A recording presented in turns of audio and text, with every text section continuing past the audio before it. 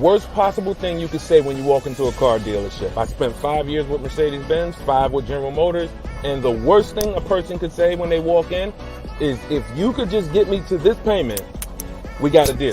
So your loan's probably still like 19, which means you got to pay to get out. You're upside down. It's called negative equity.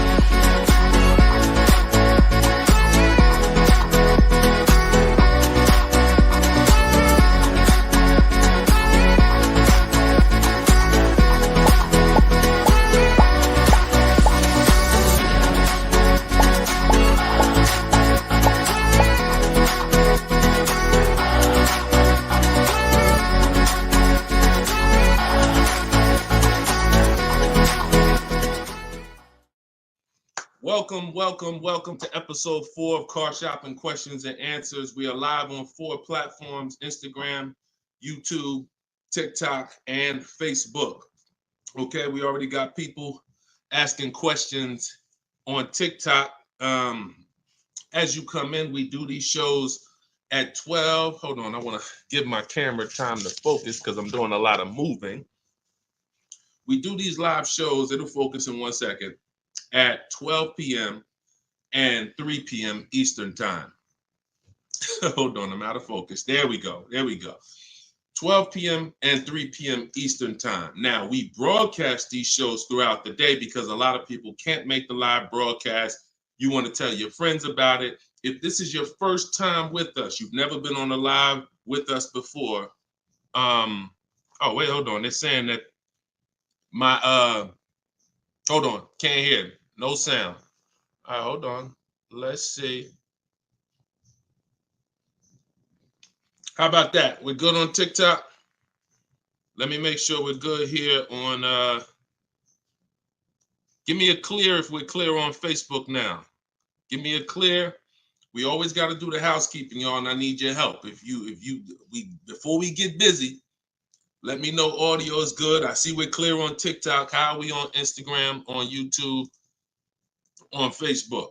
All right, perfect. I see the thumbs up just came through. Okay, so this is episode 4. We do these live shows 12 p.m. Eastern time and 3 p.m. Eastern time. So you'll see the broadcast throughout the day, but if you want to actually be live with us, then you want to join us on any of the 4 platforms at one of those 2 times: Monday, Tuesday, Thursday, and Friday. So we are live. My name is Deshone the Auto Advisor. I am the author of the digital book, Cars from Home, 7 Steps to Saving Time, Money, and Avoiding Dealerships. You can get your copy for 75% off during the show over the next 30 minutes in my TikTok bio, in my Instagram bio, or I'm going to put the banner up here. You can go to deshonesbook.com. We have a link in the comment. We have a comment link in the comment section. So I want you to start typing your questions. We get very, very busy. Have your notes ready. Be ready to unlearn what you've learned about cars, because we get below market deals, and that should be your only mission when you are car shopping, is to get below market deals. All right. Now, one thing that I want to discuss. Okay, matter of fact, let's go. Go ahead, throw that up. Let's go to Frankie's question. So this is from TikTok. Can you please give me the percentage breakdown on leases again? Okay.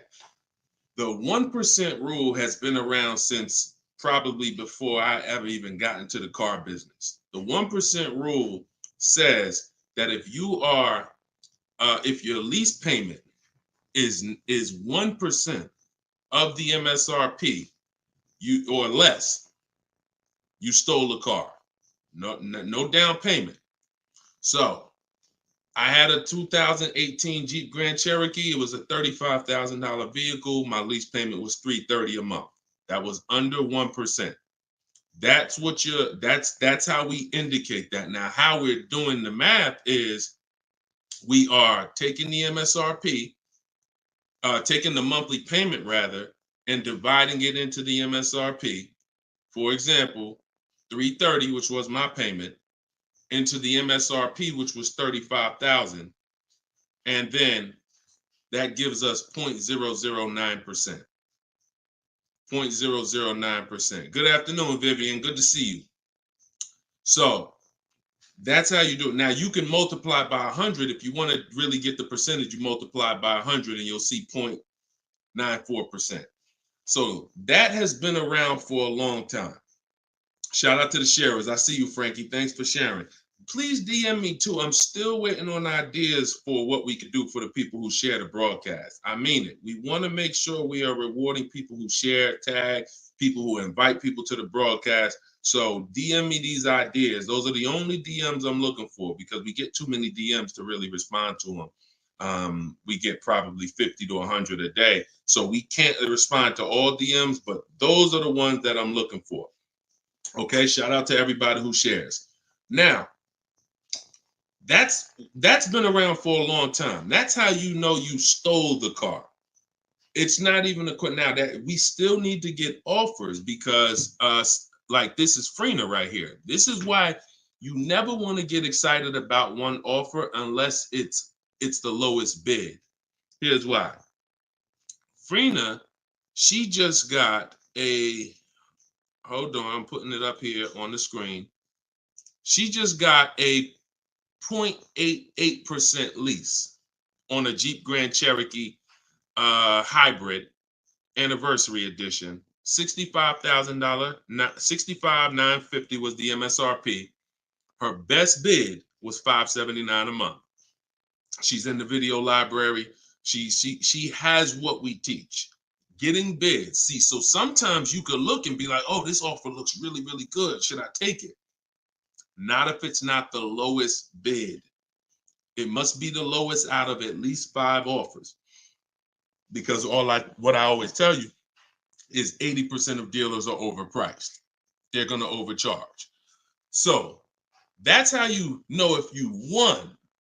Now we had to come up with something. When I started teaching people about leasing, I said, oh, shoot, some of you going to go out here and you've been buying your cars and you're going to walk into dealers and you're going to get a lease and you're going to think it's good because you're still paying less than somebody who actually bought.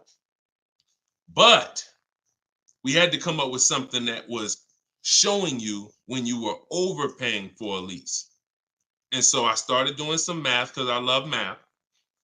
And once I worked the math out, I said, okay, how much are we paying before we're paying too much for a car we're giving back? 1% is the steal. But what's the limit? And I started looking at how cars depreciate, how much car, if you bought it, how much the car would depreciate. And I came up with 1.5%. So when we look at the same vehicle that is, let's say a $40,000 vehicle, for example, 1% is $400 a month or less. 1.5% is $600 a month. Now, what you look at is the total you're paying over the 3-year lease. 600 times 36 months, that's 21.6. So when you take $40,000, you add your taxes and everything, you're probably going to end up about 44. 21 is about the threshold where you're still paying less than if you had bought. You're still losing less value, but and you're tying up less money. But at the same time, that's the limit. Above 1.5%, there's no value in this lease anymore.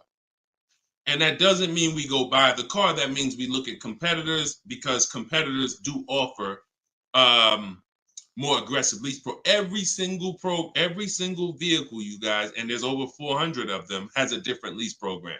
Sometimes even the trim level is different. The Touring has a different lease program than the Limited. So we don't deal with overpriced leases.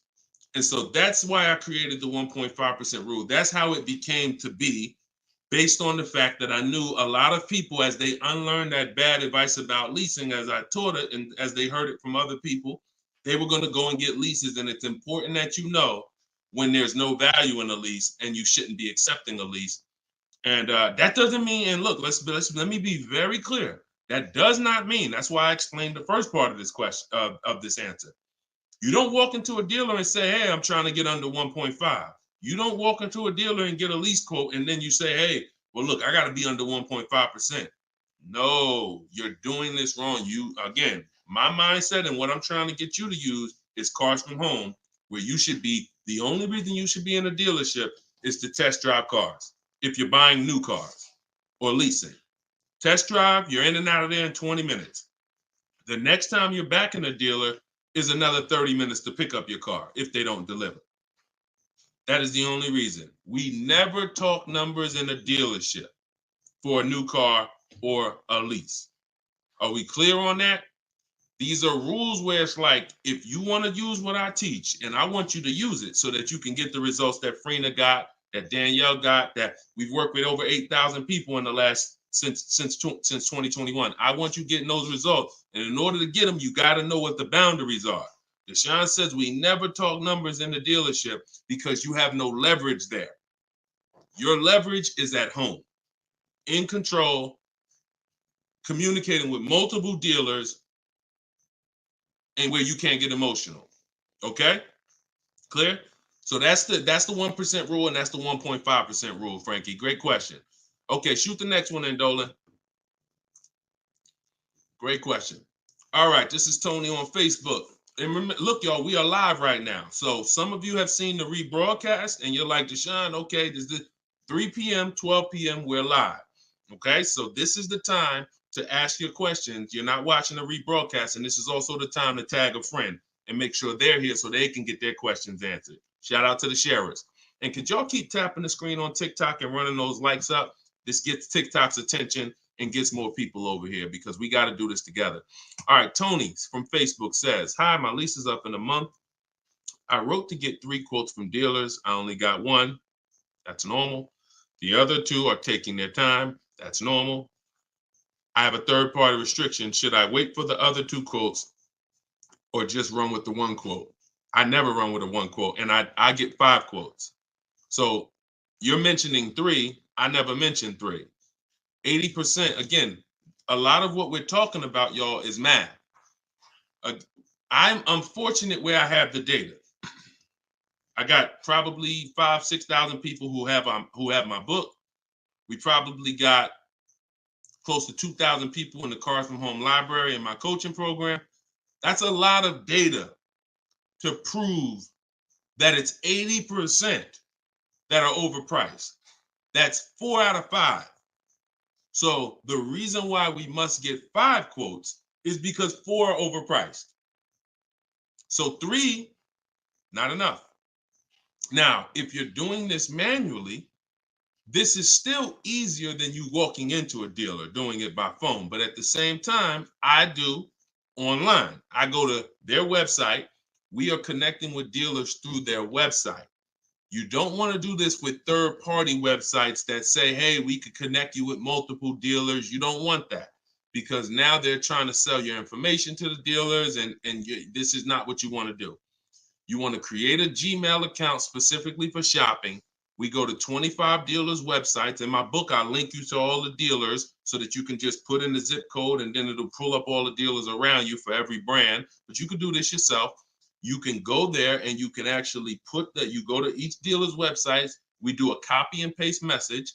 I have a template that I use that the people who follow my stuff use. And the template tells, you need to tell them exactly what you want and what you're open to. Colors wise, this is why we build our car. We always build our car, go to the website, build the car, because we tell them exactly what we want and what we're open to. This takes us 20 minutes to contact 25 dealers online, copy and paste. We're telling them what we're looking for. Hey, these are the colors I'm open to, blue, black, or silver. These are the trim levels I'm open to, limited or touring. We're telling them this is these are the package. These are my must-haves. I need the big sunroof. All of that has to go in to it's not that you're not car shopping online.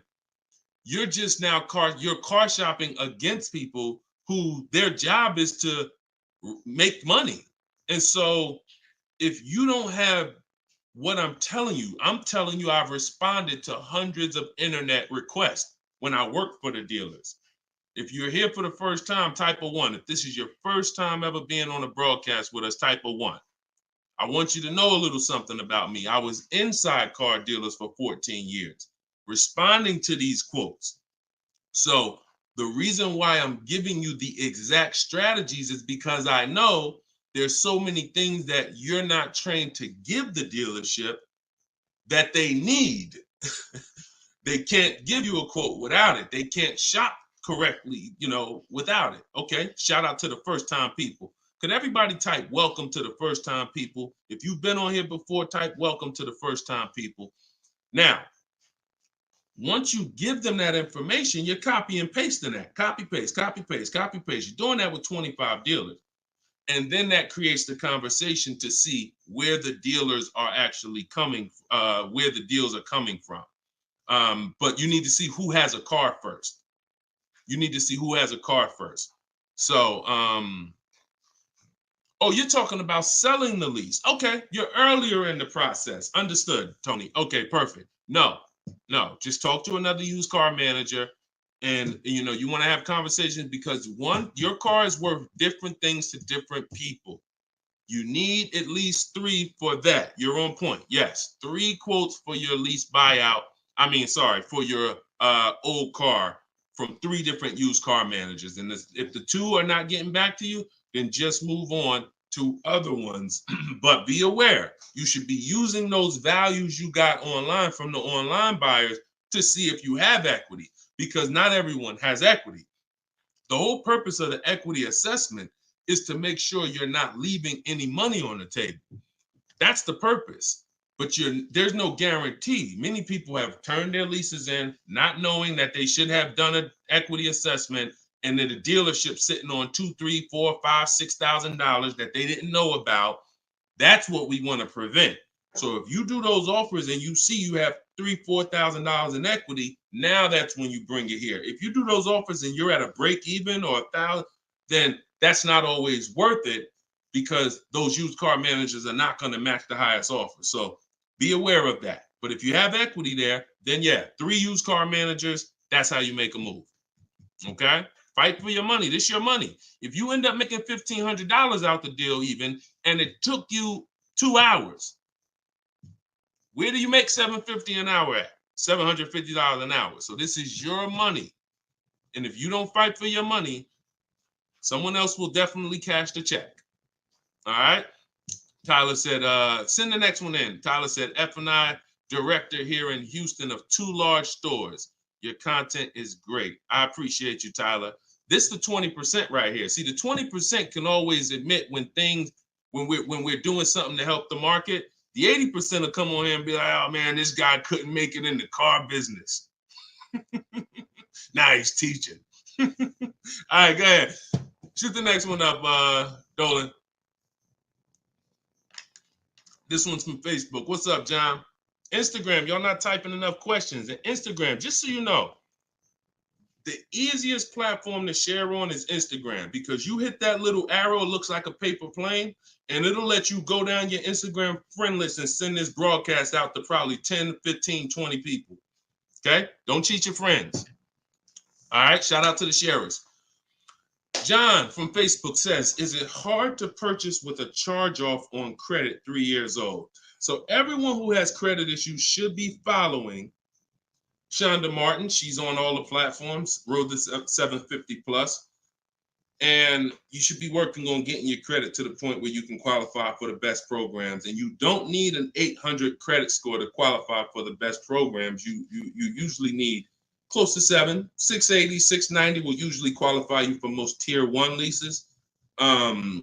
Now there are some cars that have super tier where you tier A1 plus, but that's not most leases. That's not your standard everyday cars that most of us are leasing or buying.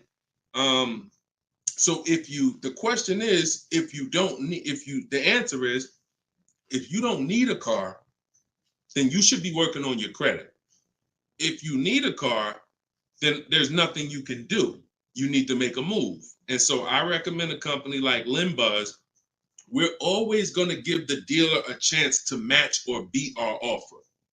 So whoever we end up buying our car from, some of you have been taught never let the dealer participate. That's costing you money, because the dealer has 7, 10, 12 banks on their end. Now, if they're trying to beat and earn your business, now that's a winning position. See, check this out. When you have a finance manager who's saying this about you, what's the highest interest rate you think they'll pay? What's the highest payment you think they'll pay? That's a bad position to be in. That only happens when you have no leverage, you haven't shopped, you haven't come in with an offer, and now they're trying to see the highest interest rate that you'll pay.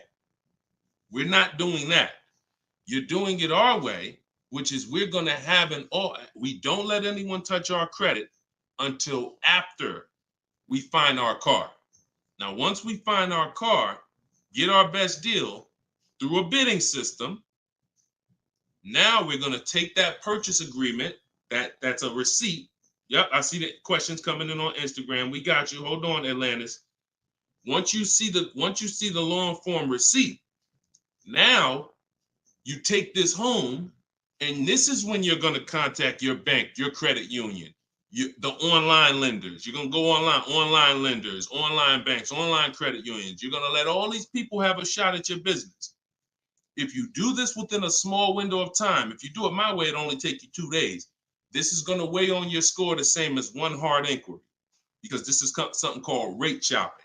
This is not going from dealer to dealer, getting turned down or putting in applications and nothing like that. This is how you rate shop correctly. I call this the bank bidding war. When you get my book, I also send you the bank bidding war blueprint.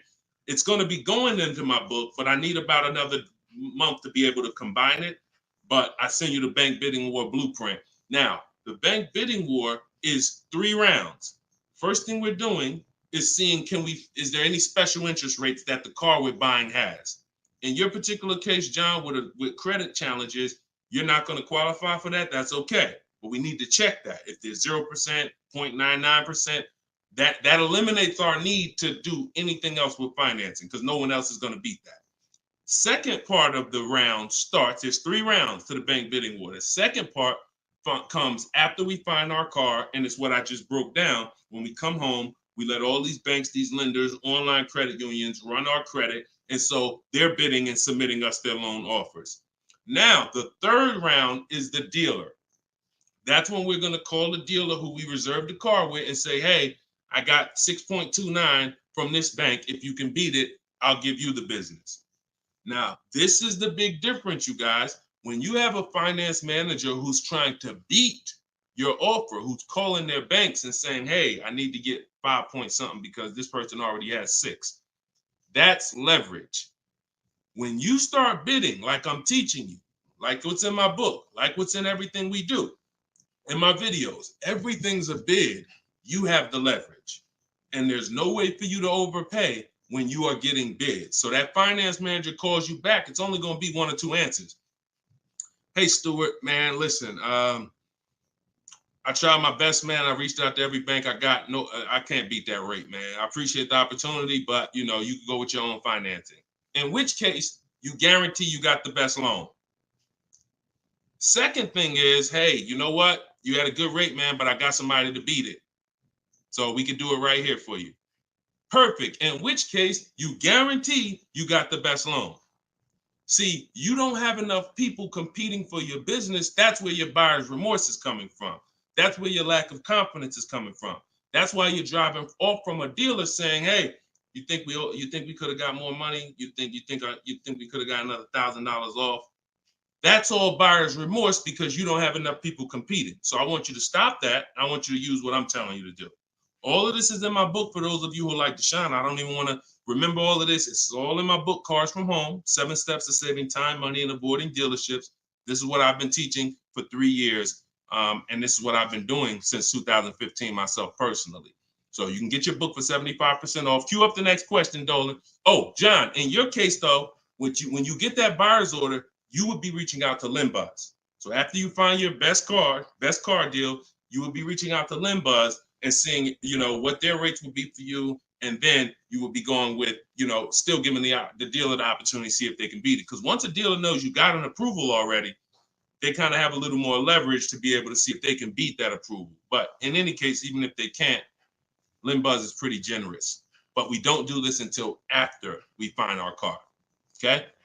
Great question. Shoot the next one up, Dolan.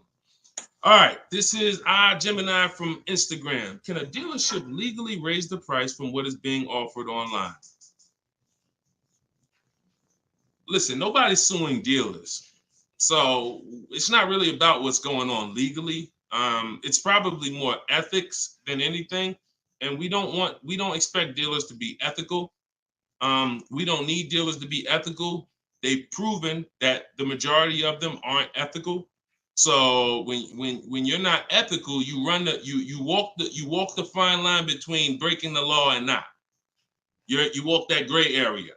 You know, yeah, I overcharged you. I know you could have paid less, but I know, yeah, whatever. But I know I could have sold you the car for less. But I'm gonna tell you that this is the best. Like, all of this stuff is unethical, but it's legal.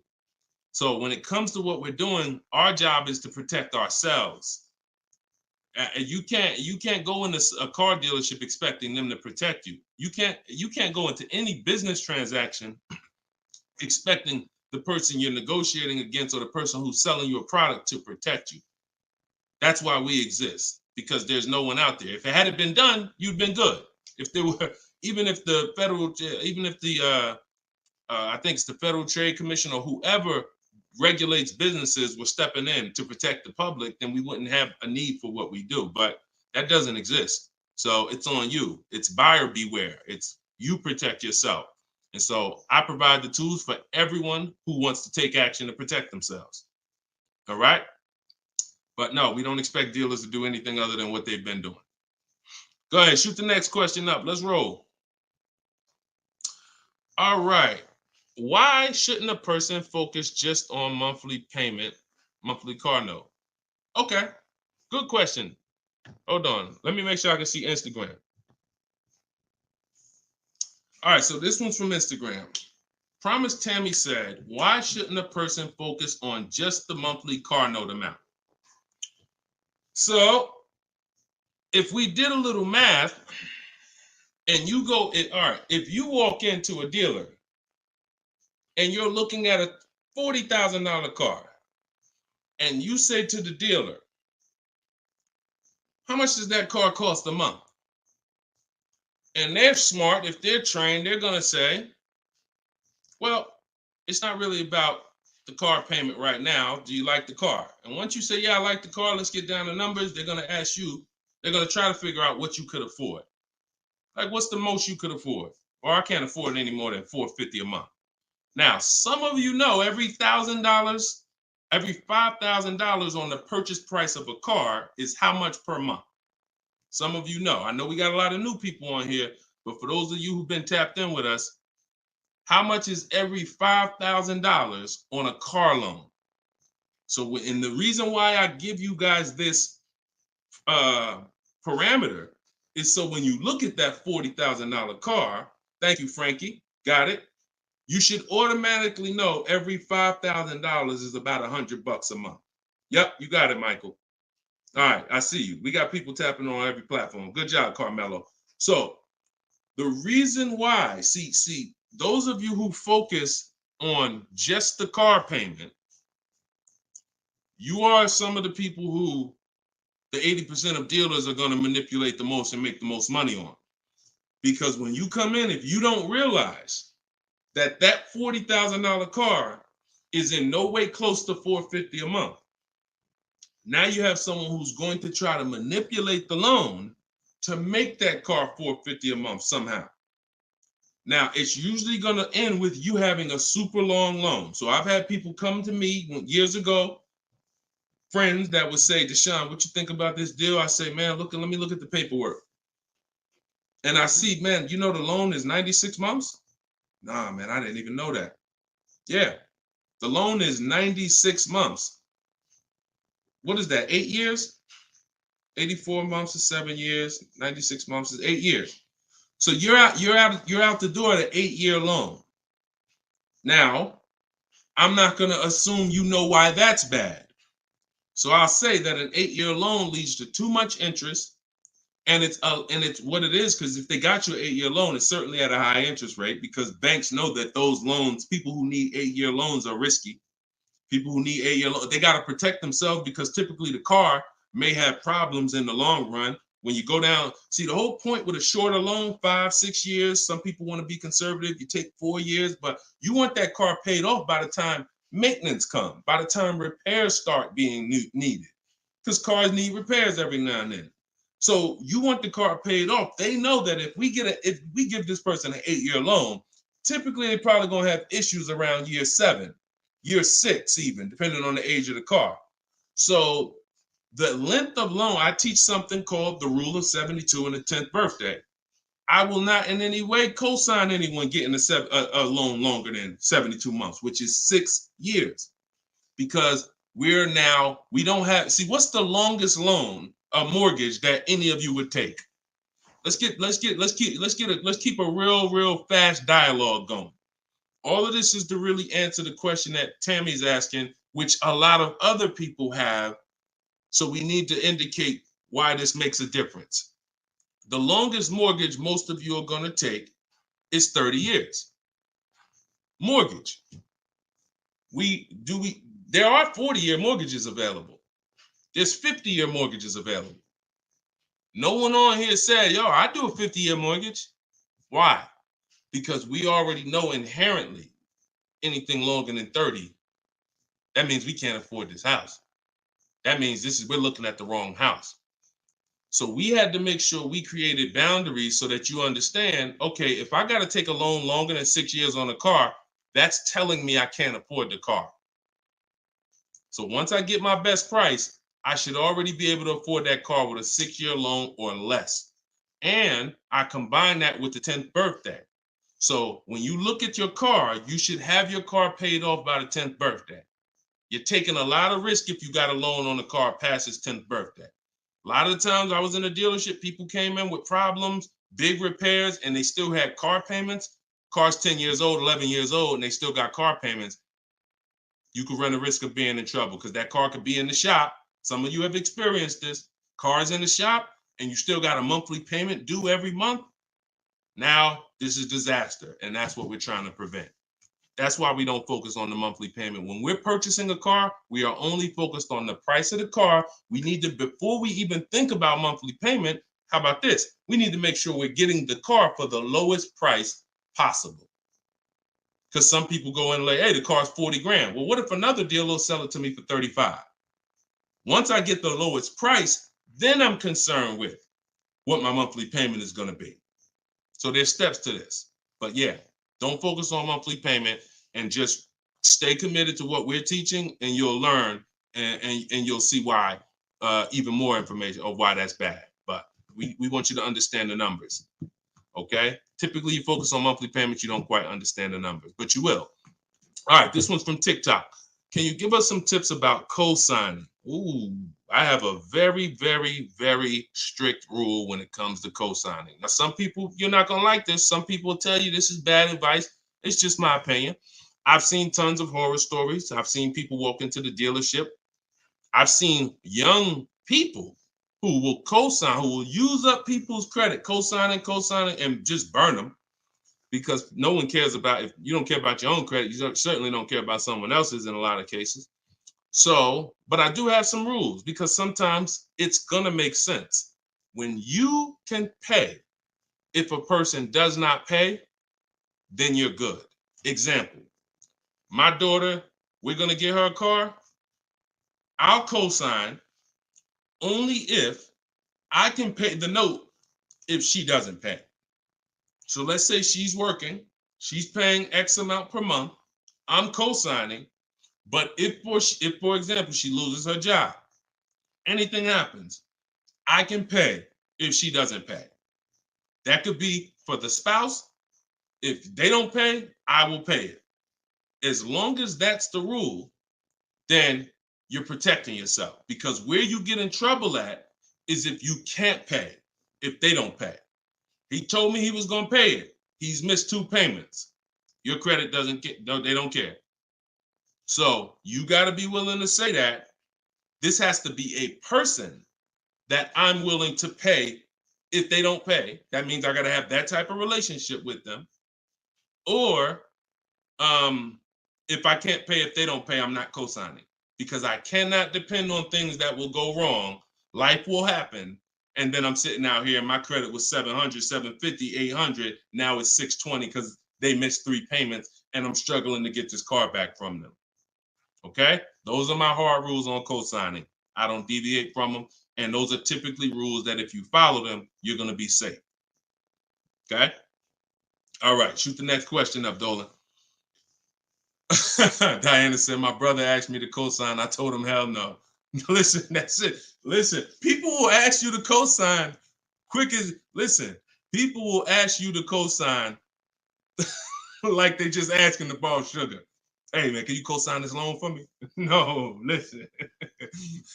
It takes a while to build up great credit, and it takes seconds to destroy it. Nicole from Facebook said, are you able to negotiate third-party restrictions in a new lease? So these are 2 separate things. The third-party restriction is the selling of the old car, not the new lease. We're not mixing these 2. So we're going to, the people who work with me, you're selling your old car independent of the new deal. The new lease is its own transaction. We split everything we do into separate transactions. See, the car business has taught the public to give them up to 3 transactions. Buying a car from them is 1 transaction. Getting a loan from them is a 2nd transaction. Letting them buy your old car, which you call trade. We don't use that word. That's 3 transactions. There's money in each transaction. There's money in each. That's why there's companies that only want to give you loans. They don't sell cars. There's money in loans. There's companies that only want to buy your car. They don't care about selling your car right now. There's money in buying cars. So you need to separate these transactions if you want to maximize each. There's no way for you to save the most money without maximizing and looking at each part of your deal as its own separate transaction. So if I have a third-party restriction, I'm doing the equity assessment. A third-party restriction is, some of you have leases. We always need to see if there's any equity in our lease before we return it to the dealership. If you have returned your car to a dealership without doing the equity assessment, you don't know how much money you've left on the table. Because if there's $2,000 or $3,000 of equity in your car, the dealer's keeping that, and that's their money. So, or the bank's keeping it when they sell it, that's their money. It's probably the dealer will find a way to buy it, and it's their money. So when we look at an equity assessment, we're going to do it at all times. Now, there's no guarantee we have equity, but we want to guarantee we're not leaving equity on the table. And so a third-party restriction doesn't mean you can't sell a lease. Who didn't know you could sell a lease? Type a question mark. If that's new to you, this is your first time hearing this, you've been leasing, and you're like, Deshone, I never heard about selling leases. I had no idea this was a thing. Type a question mark if this is your first time hearing that you could sell a lease. Okay. Fish Guy Rodney.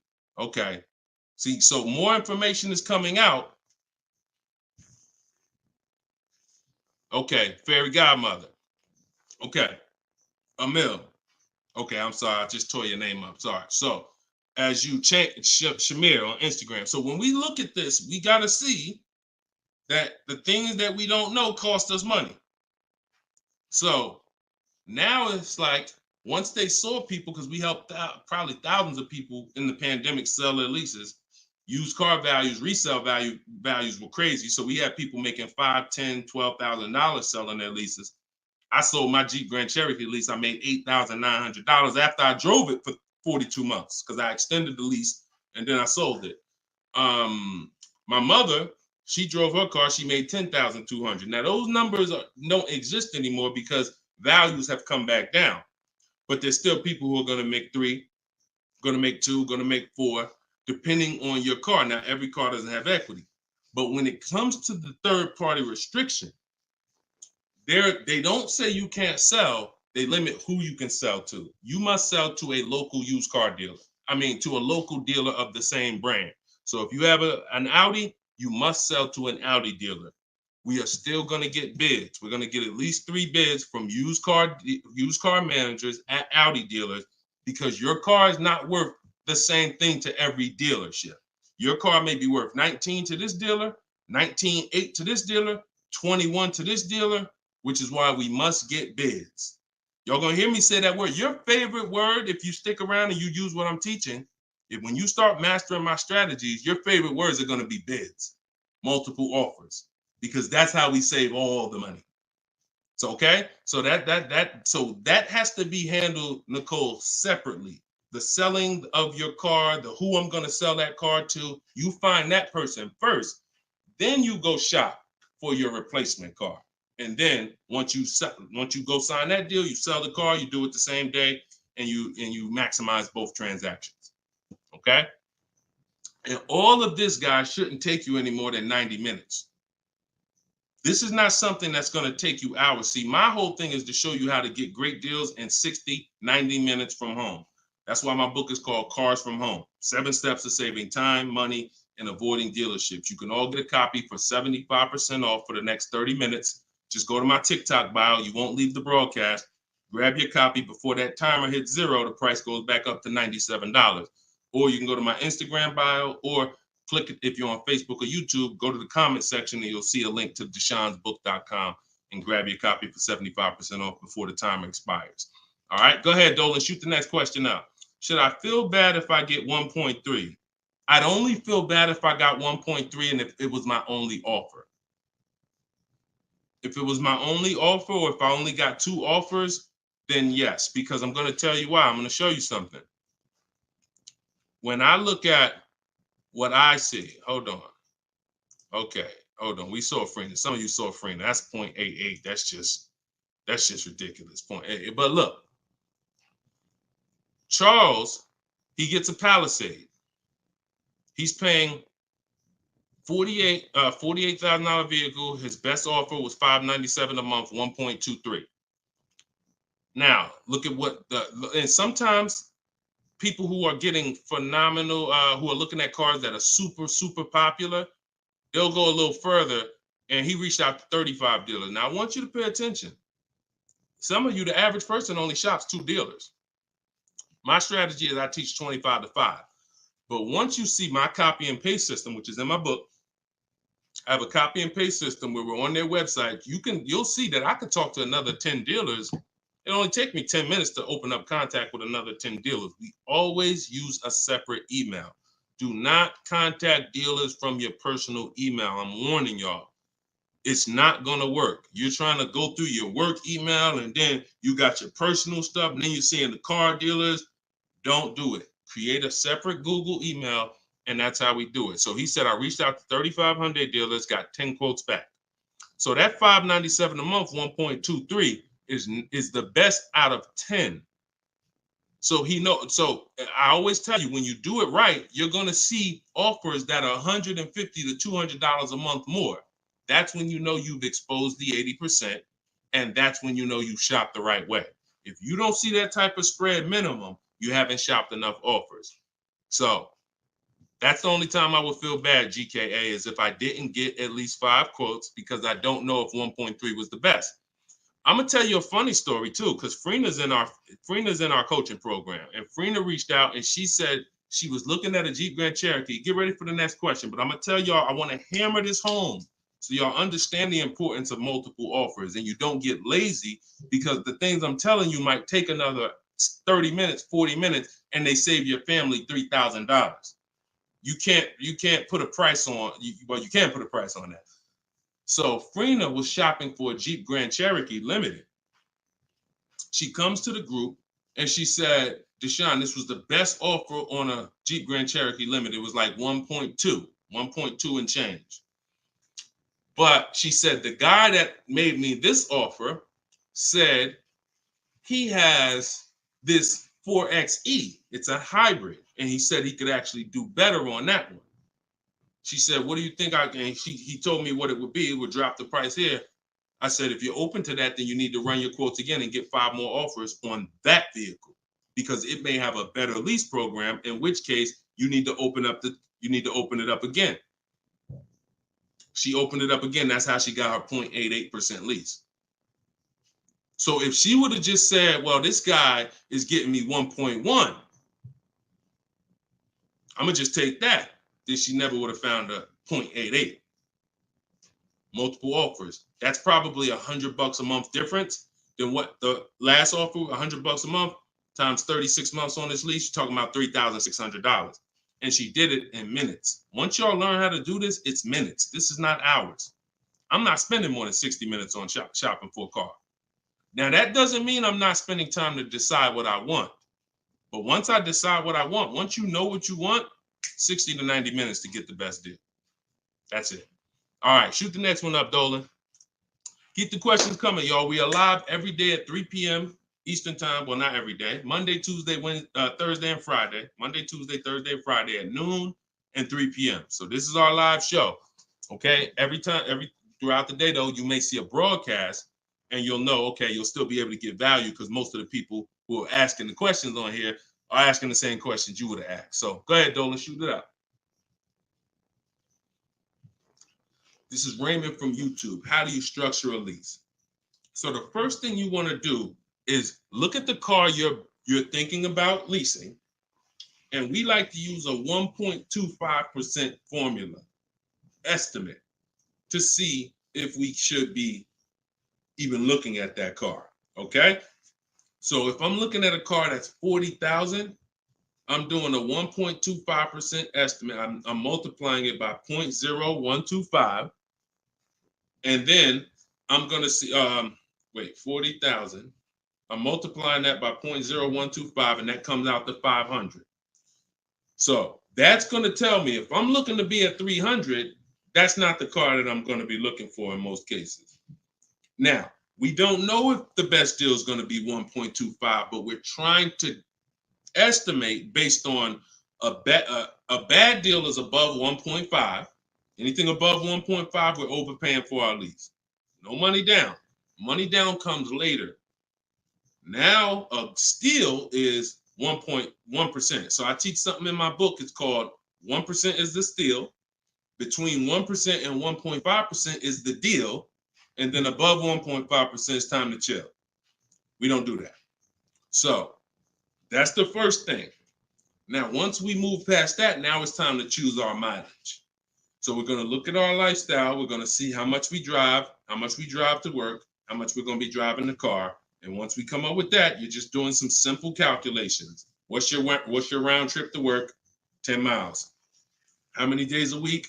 5 days. Okay, that's 500 miles a month. That's if you do the math. Let's say your trip to work is 20 miles round trip, and you do that 5 days a week. You're doing 100 miles a week to work.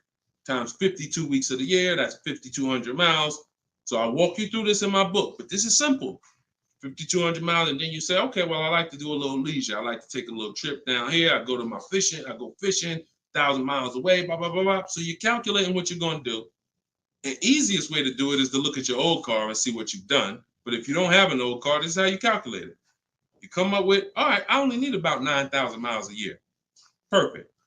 All of our leases, we shop our offers with 12,000 miles a year. That's your average miles. That's what we want to base our formula from.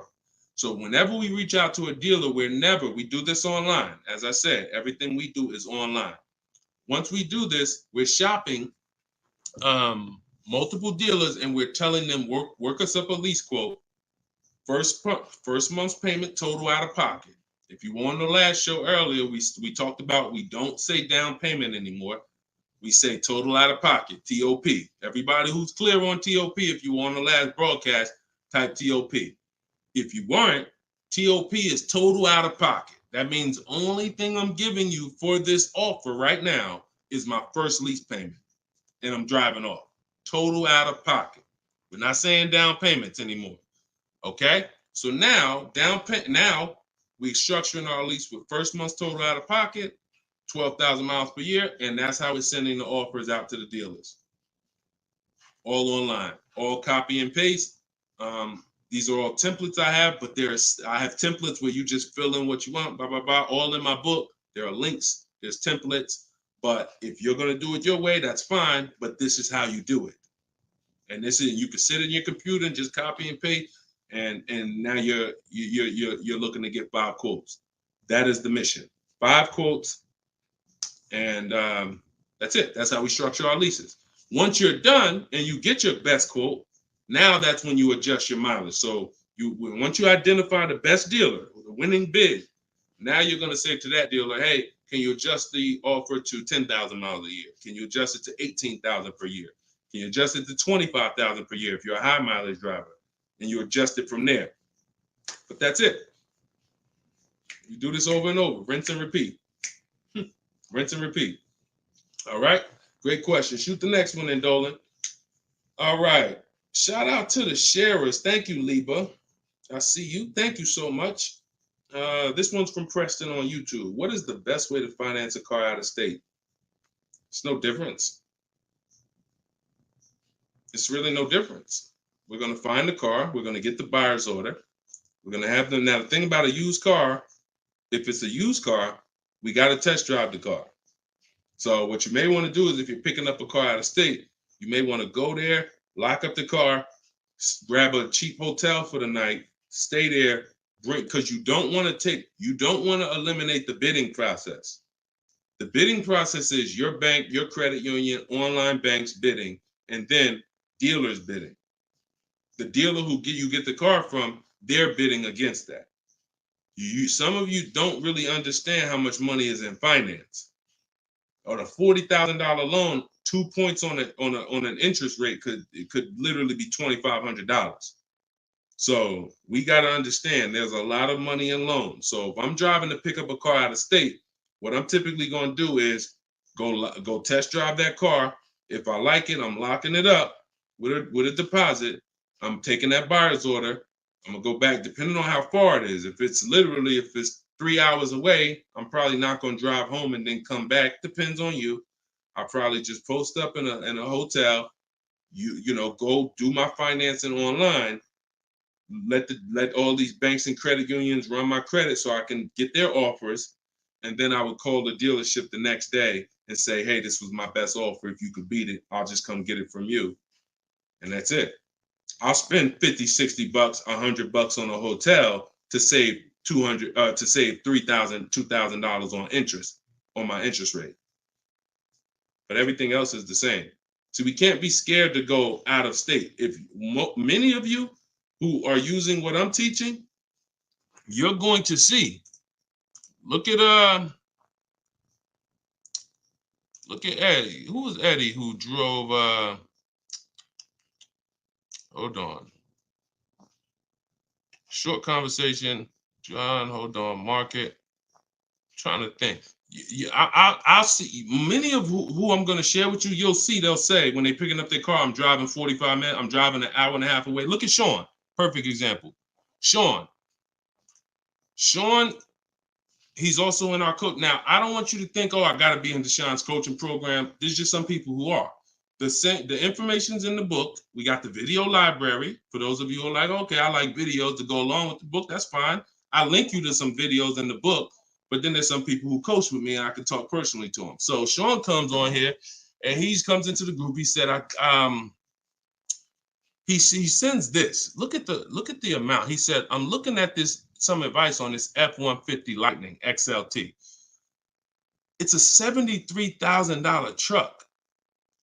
The dealer discounted it $4,900 and then revealed that there was a $15,500 rebate. His total savings is over $20,000 off this truck. So I'm like, all right. Now me, being who I am, I don't know if that's the best. 2015, I sold 2 Maybachs. They had $20,000 rebates on it. So we don't know if this is the best. I haven't seen, this is what I said to him. I haven't seen the other offers yet, but I'm assuming you got at least 5. You're saving over $20,000 on this with this discount and rebate, but the only way to know is to compare to the other offers. See, I'm not going to get excited about this deal until he tells me what I'm about to read to you. That's when we get excited. He said, guess I could have put a little more info on here. Yes, I got about 15 quotes. You see the difference? This is what I want you to get. BK Dollar, this is what I want you to get. Liba, this is what I want you to get. Everybody watching, the money is in multiple offers. The reason why you're not saving, you're just not getting enough offers. So he says, I ended up expanding my search to 150 miles outside my area to find this deal. He said, I couldn't find, watch this, I couldn't find anything under MSRP in that first search. So think about how I'm telling you, the local dealers know when they see your zip code, they know, okay, some of them, all right, we don't have to do too aggressive. But those dealers that are an hour and a half away, when they see your inquiry, they're like, oh, listen, this is a person we never would have saw before. What is it going to hurt us to blow this truck out? And we take a deal from one of our competitors' markets. We'd love to see our license plate frame over in their market. That's how we win. So he ends up saving over $20,000, and he doesn't mind driving 150 miles to go get that truck. Why? Because every mile he drives is dollars he's picking up. We clear on that? We clear? If you're clear on the importance of multiple offers, type clear. All right, shoot the next one up, Dolan.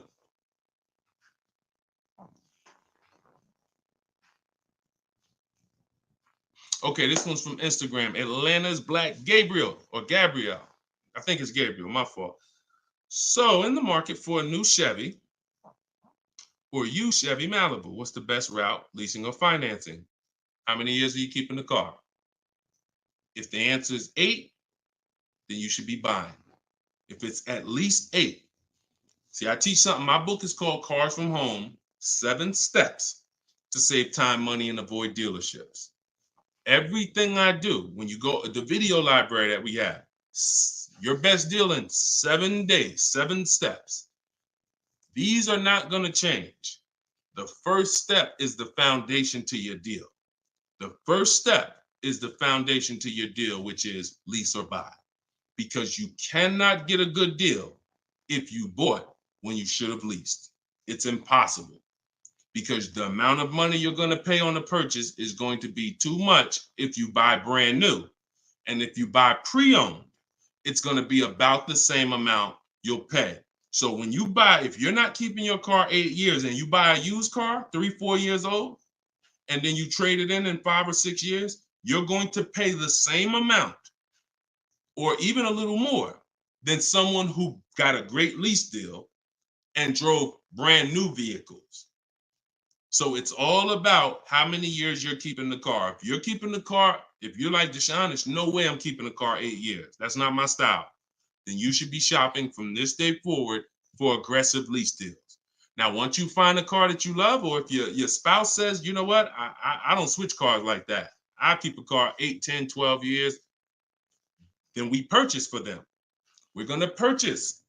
But for those who are not keeping their cars 8 years, you are losing thousands and thousands and thousands of dollars not leasing cars. Thousands, thousands and thousands and thousands and thousands.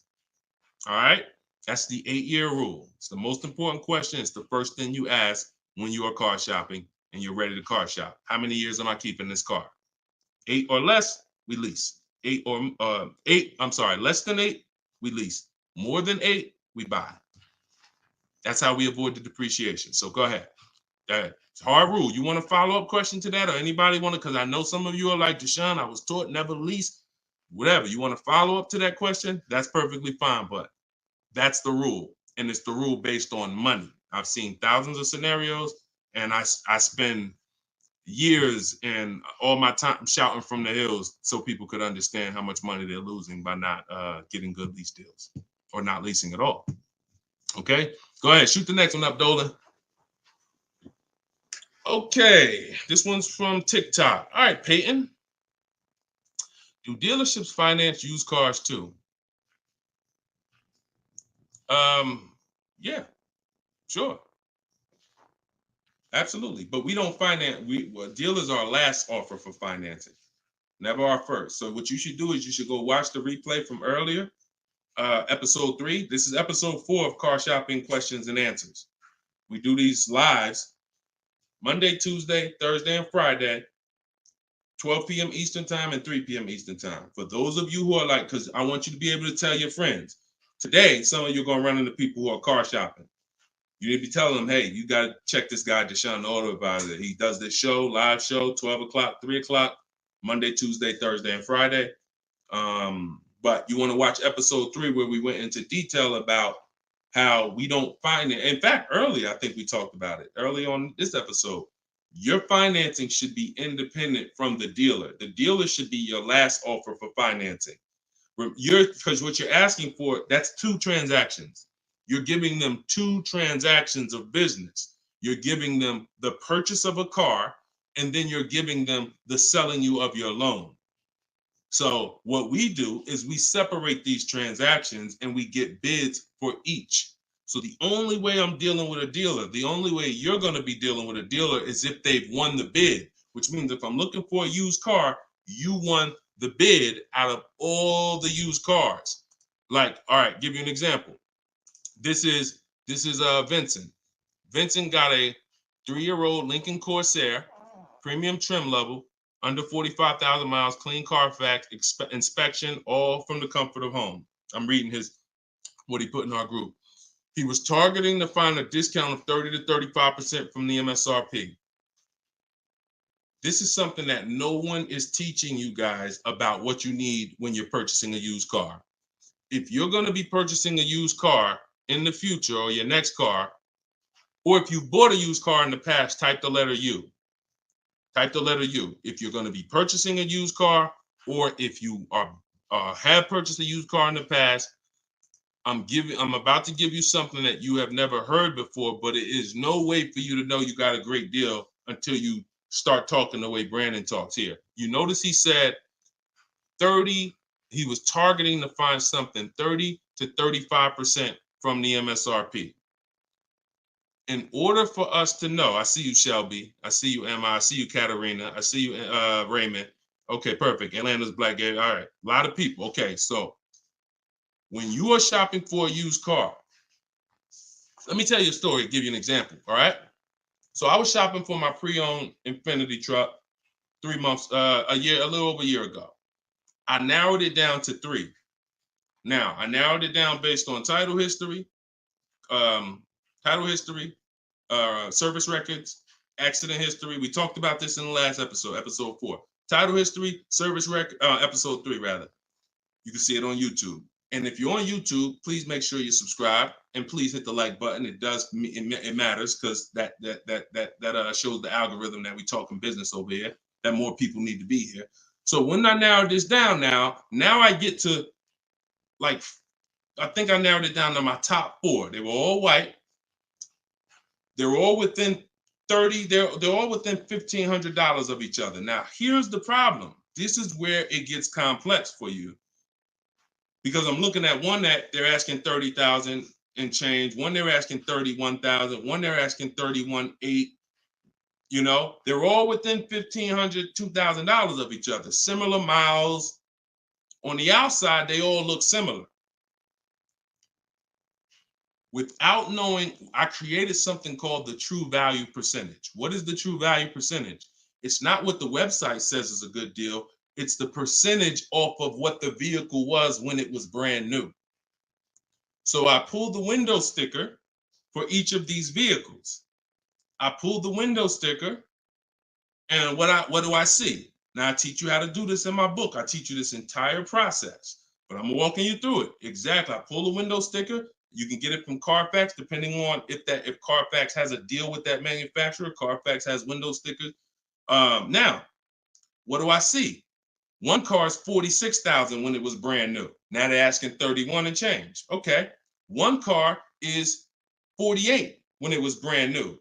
They're asking 31 and change. One car was 52 and one car was 54.5.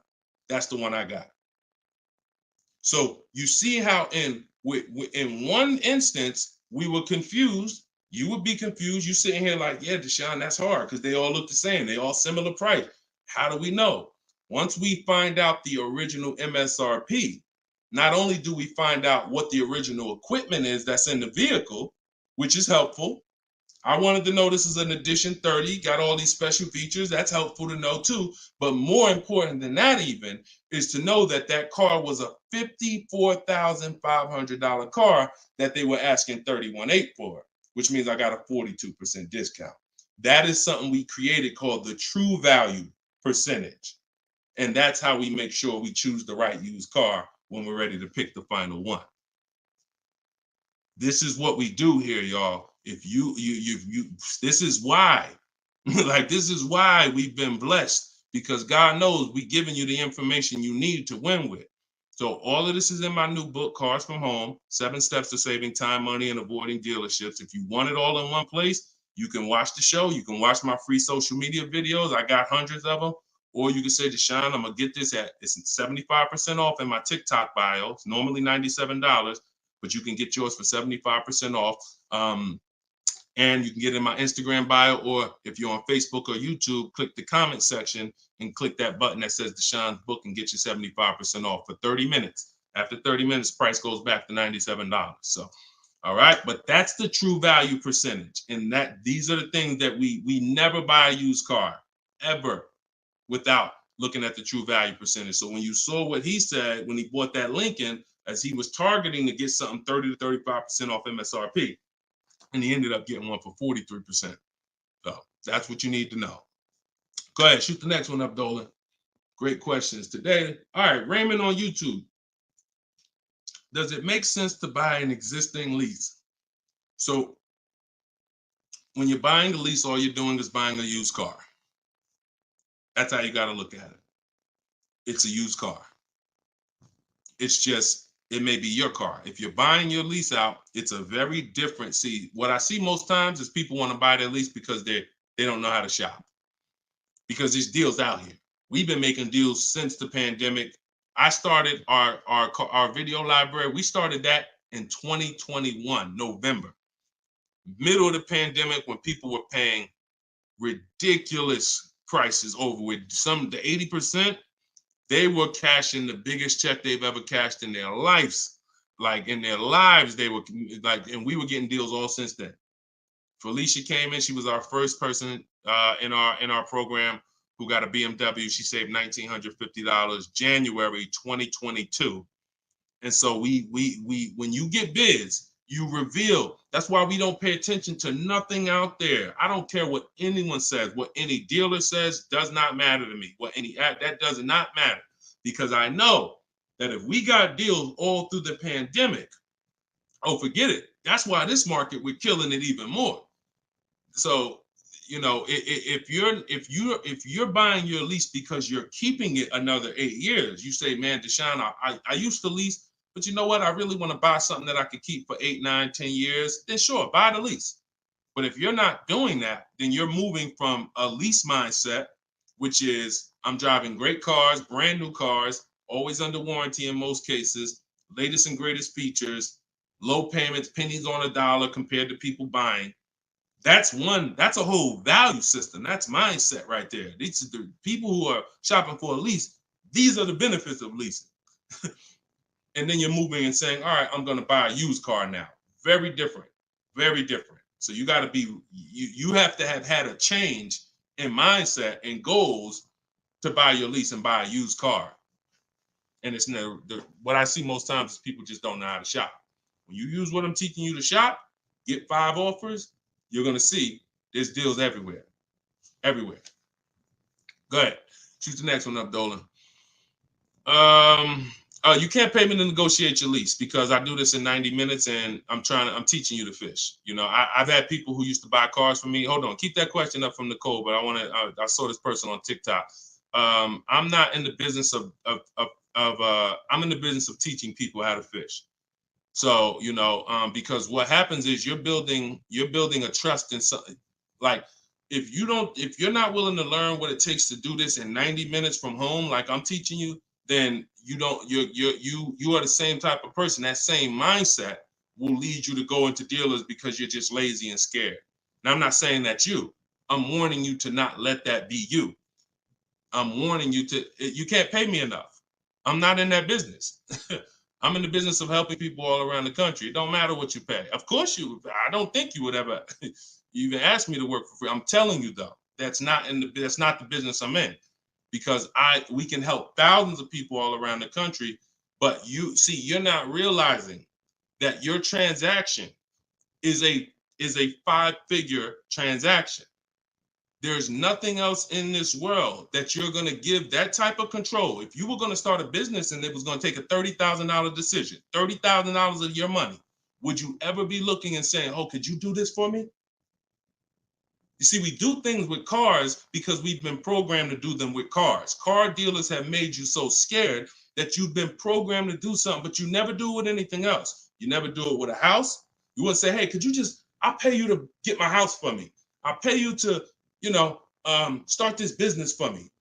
No, it's only cars. So when you realize that this stuff is easy, that old way of going into dealers and going back and forth, see, you're thinking of the old way. You're thinking, oh, I need somebody to tag along with me. Yeah, I got Deshone sitting over there next to me. I wouldn't be there because I'm at home. Where you see me at, this is where you see me at is exactly where I got my Infinity truck. I just told you about the deal. Where you see me at is exactly where I get my cars from. I sit right here, and all the people who got my Cars from Home book, who are in the Cars from Home video library, they're all right here. Some of them in the airport buying cars. Some of them at their desk at work making deals on cars. Nobody who's learning from me is in a dealership making deals on cars. So that's the old way. And if you think that you got to unlearn that or you can't win with me, you got to scrap that. I know it's painful. I know it sucks. I know it makes you feel like you're a loser. But that's what I'm telling you. Scrap that joint and do it my way. And when you do it my way, you're going to be like, oh, shoot, man, how the heck wasn't I shopping like this years ago? All right. So now Nicole on Facebook.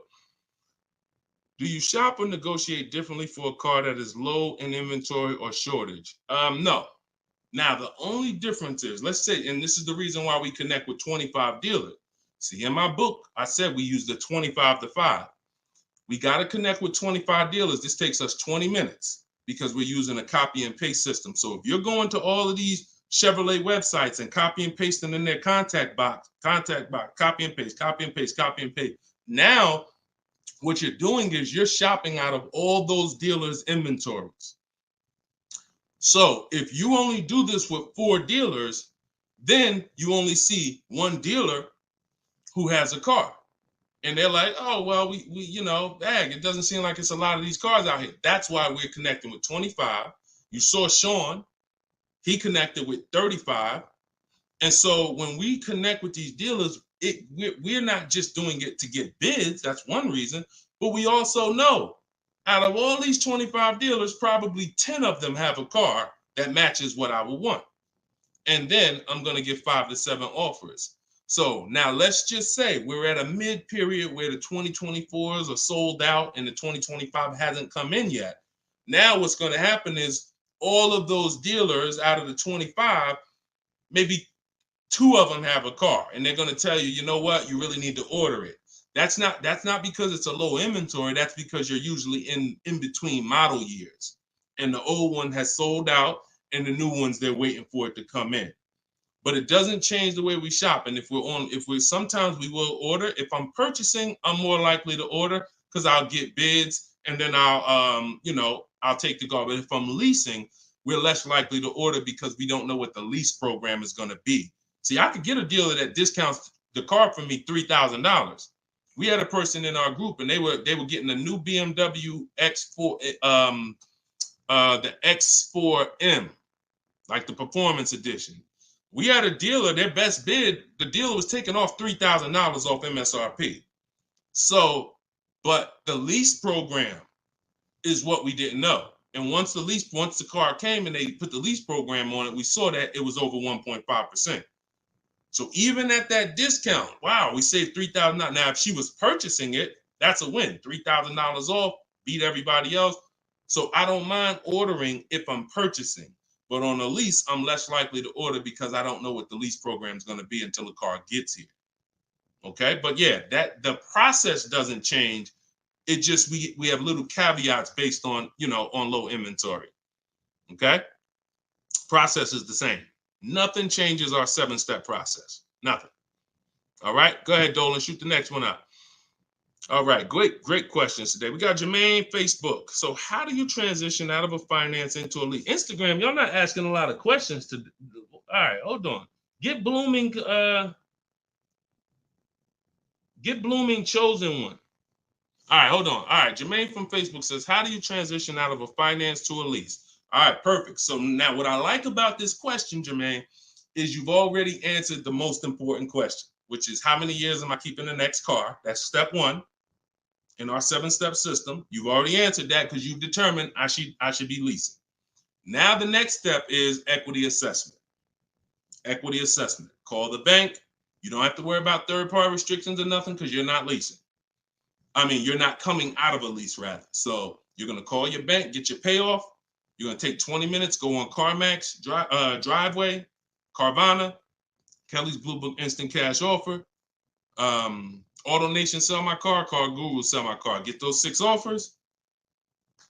That's going to tell you if you have equity, break even, or if you have negative equity. That's your next step. Don't do anything else until you do that. Okay? See, we always have to account for our current asset before we start moving forward.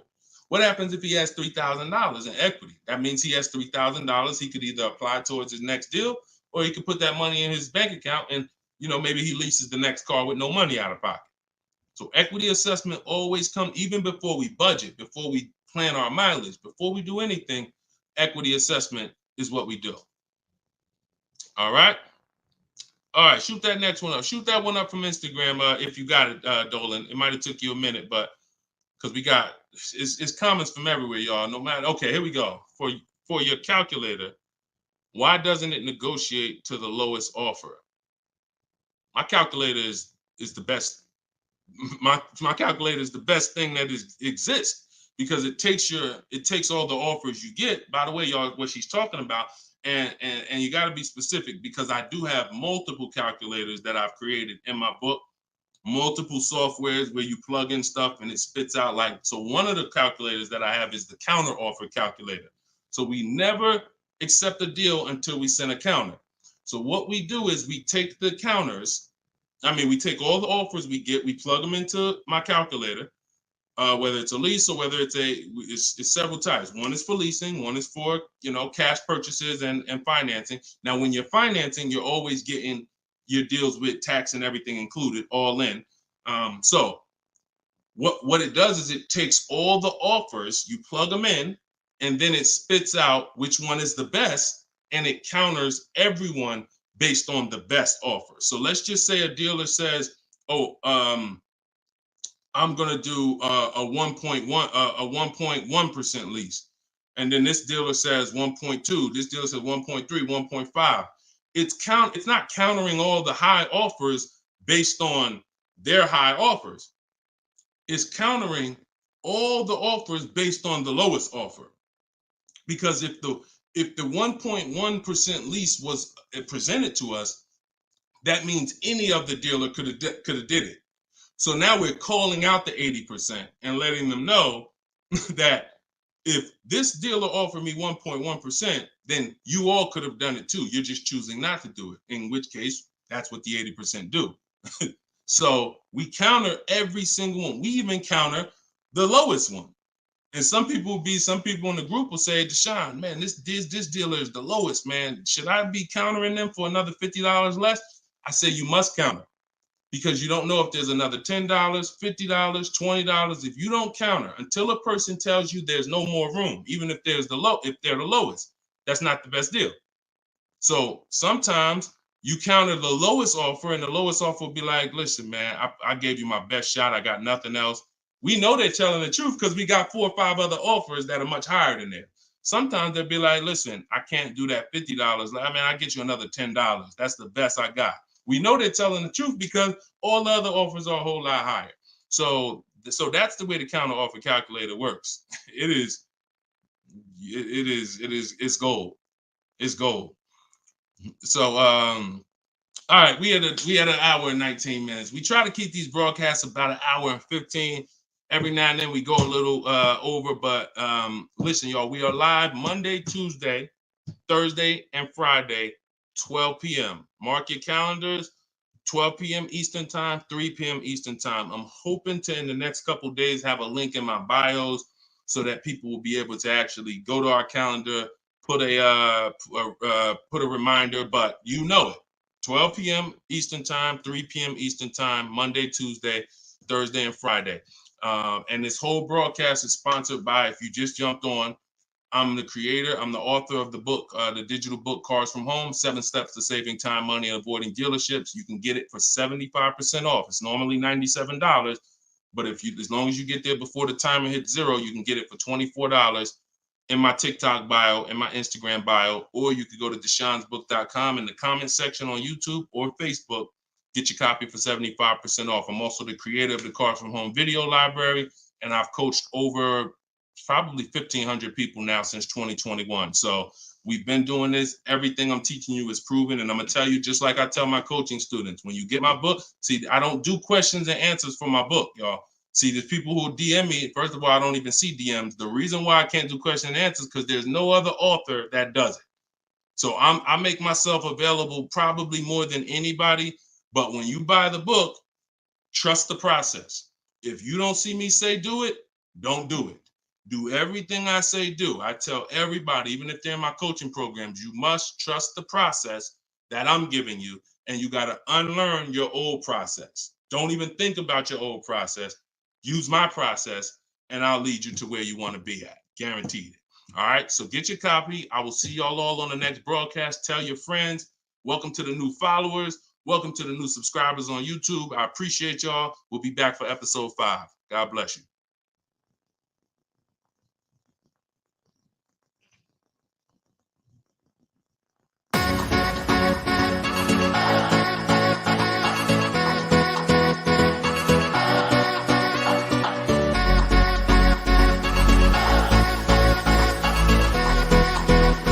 The worst possible thing you could say when you walk into a car dealership. I spent 5 years with Mercedes-Benz, 5 with General Motors, and the worst thing a person could say when they walk in is, if you could just get me to this payment, we got a deal. So your loan's probably still like 19, which means you got to pay to get out. You're upside down. It's called negative equity.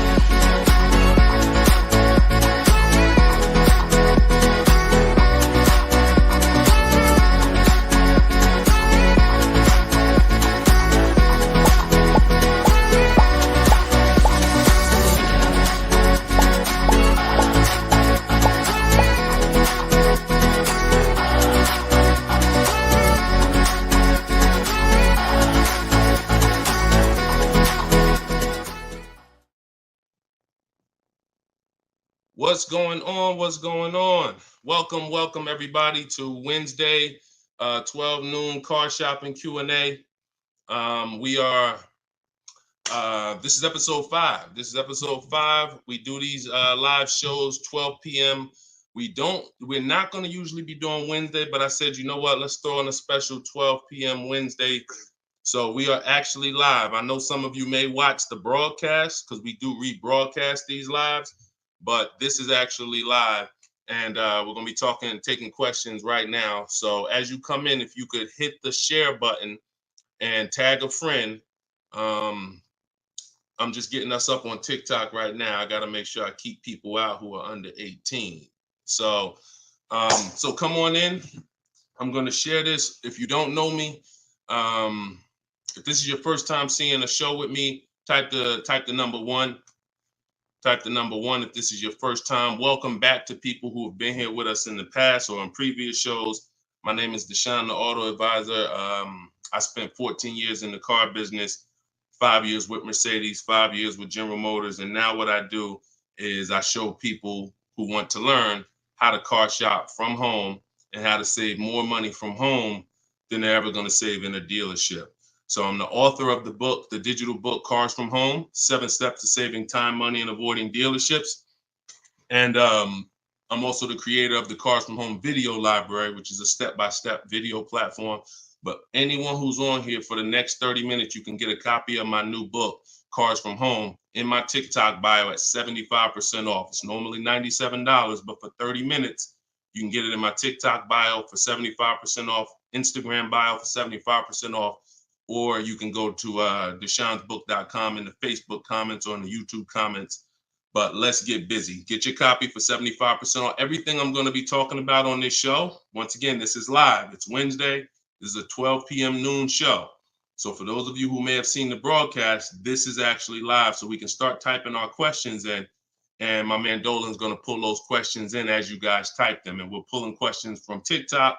We're pulling questions from Instagram. Shout out to TikTok. Y'all can start typing your car shopping questions, and let's get busy. What's up, Mike? What's up, Fancy Girl? What's going on, Crows fam? I see you back. Good to see you.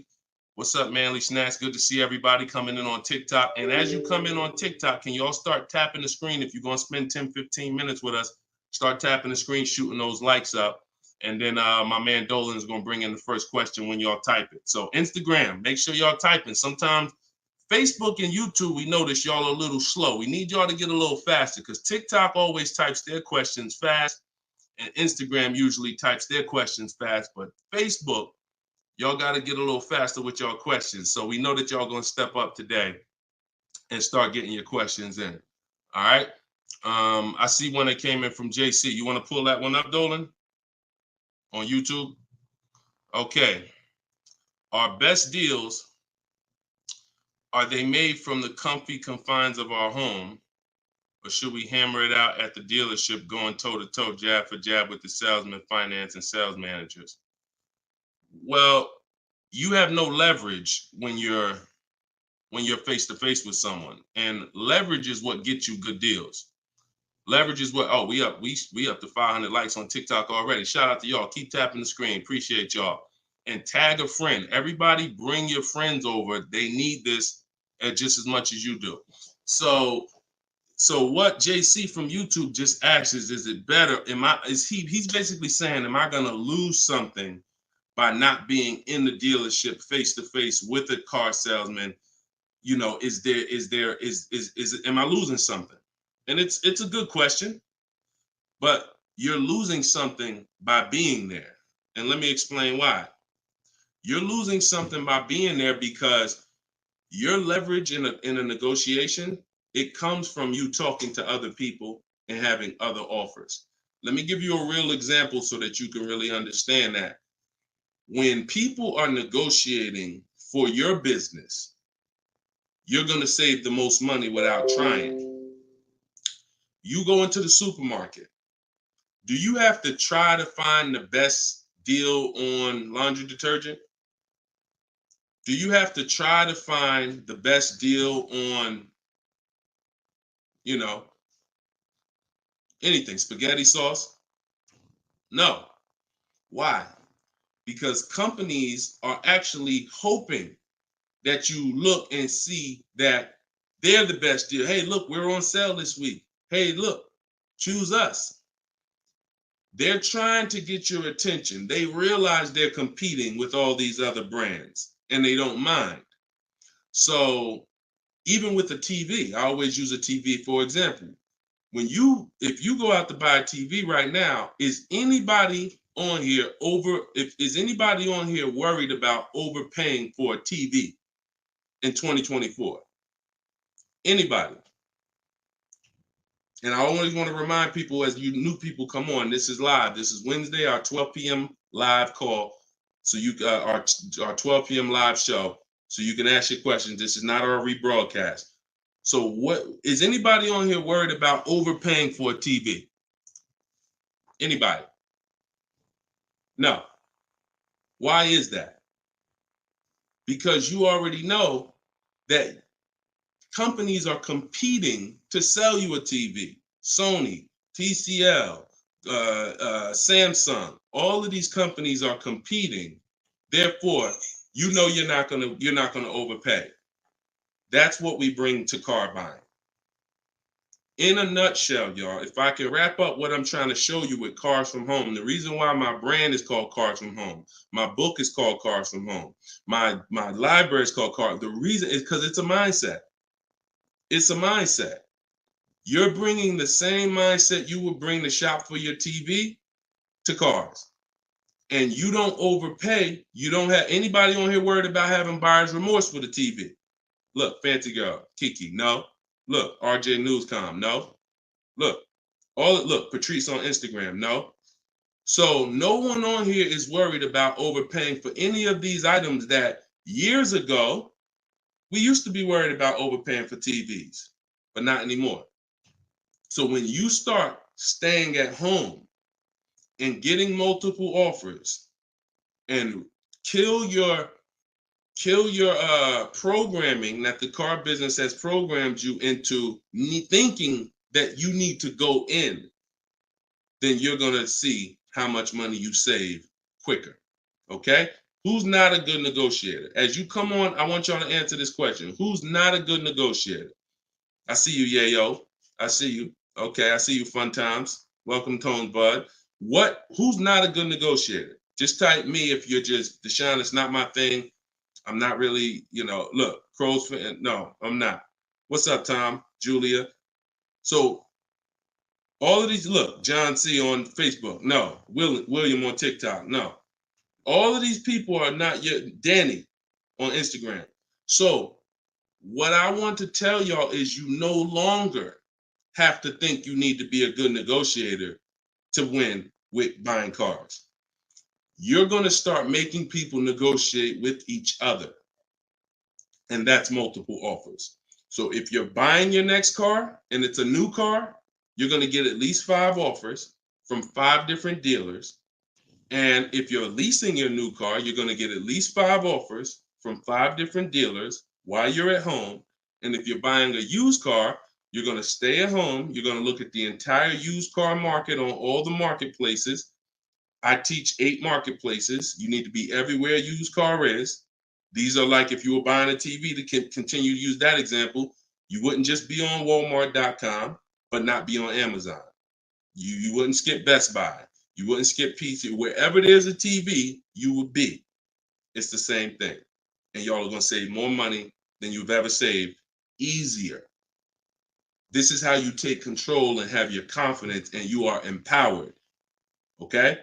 So that's the answer to your question, JC. You don't lose by being at home making dealers bid. You lose by being in dealers going one-on-one. Okay, great question. Shoot the next one up, Dolan. All right, this one is Mr. Martinez on TikTok. Do they require a credit check with the request? Now, that's a good question. They'll make you think they do. Whenever somebody requests your credit for a quote, just know that that's a tactic. This is why you don't want to be in dealers talking. Remember this rule.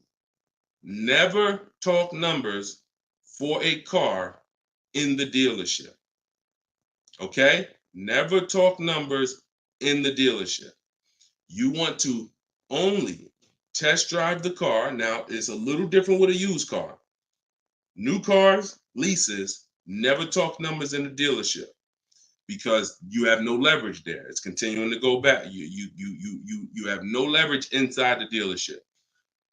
Now, when you are requesting your quote, you're going to the dealership site. In my book, I teach, my book is called Cars from Home, 7 Steps to Saving Time, Money, and Avoiding Dealerships.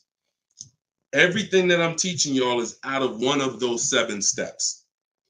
Now, when you get to the point where you're getting offers, we're not using third-party websites because dealers pay for those leads. We don't want dealers paying any extra money to a company to get in touch with us. We want to go direct to dealers' websites.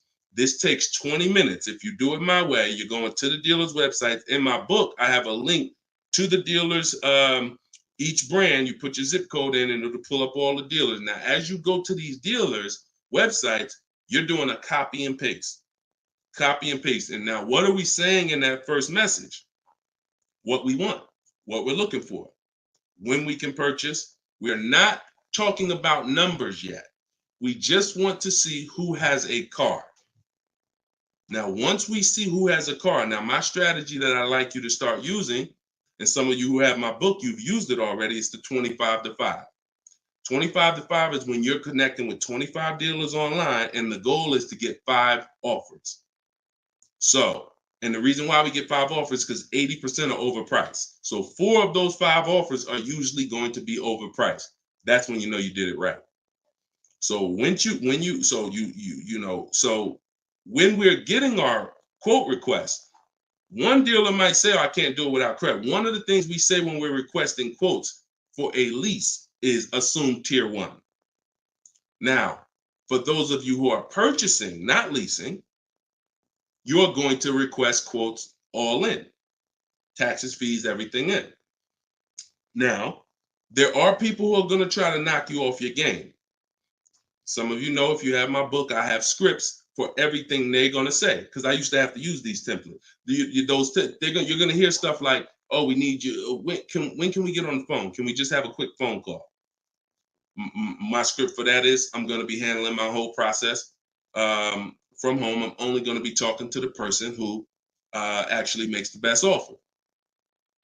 And then you always end with a question. So you will always ask. You never want to end your communication online just end with a statement, because they're trying to get you on their agenda. You're trying to keep them on our agenda, which is you're either going to let me know what car you have. Do you have a car that matches what I want?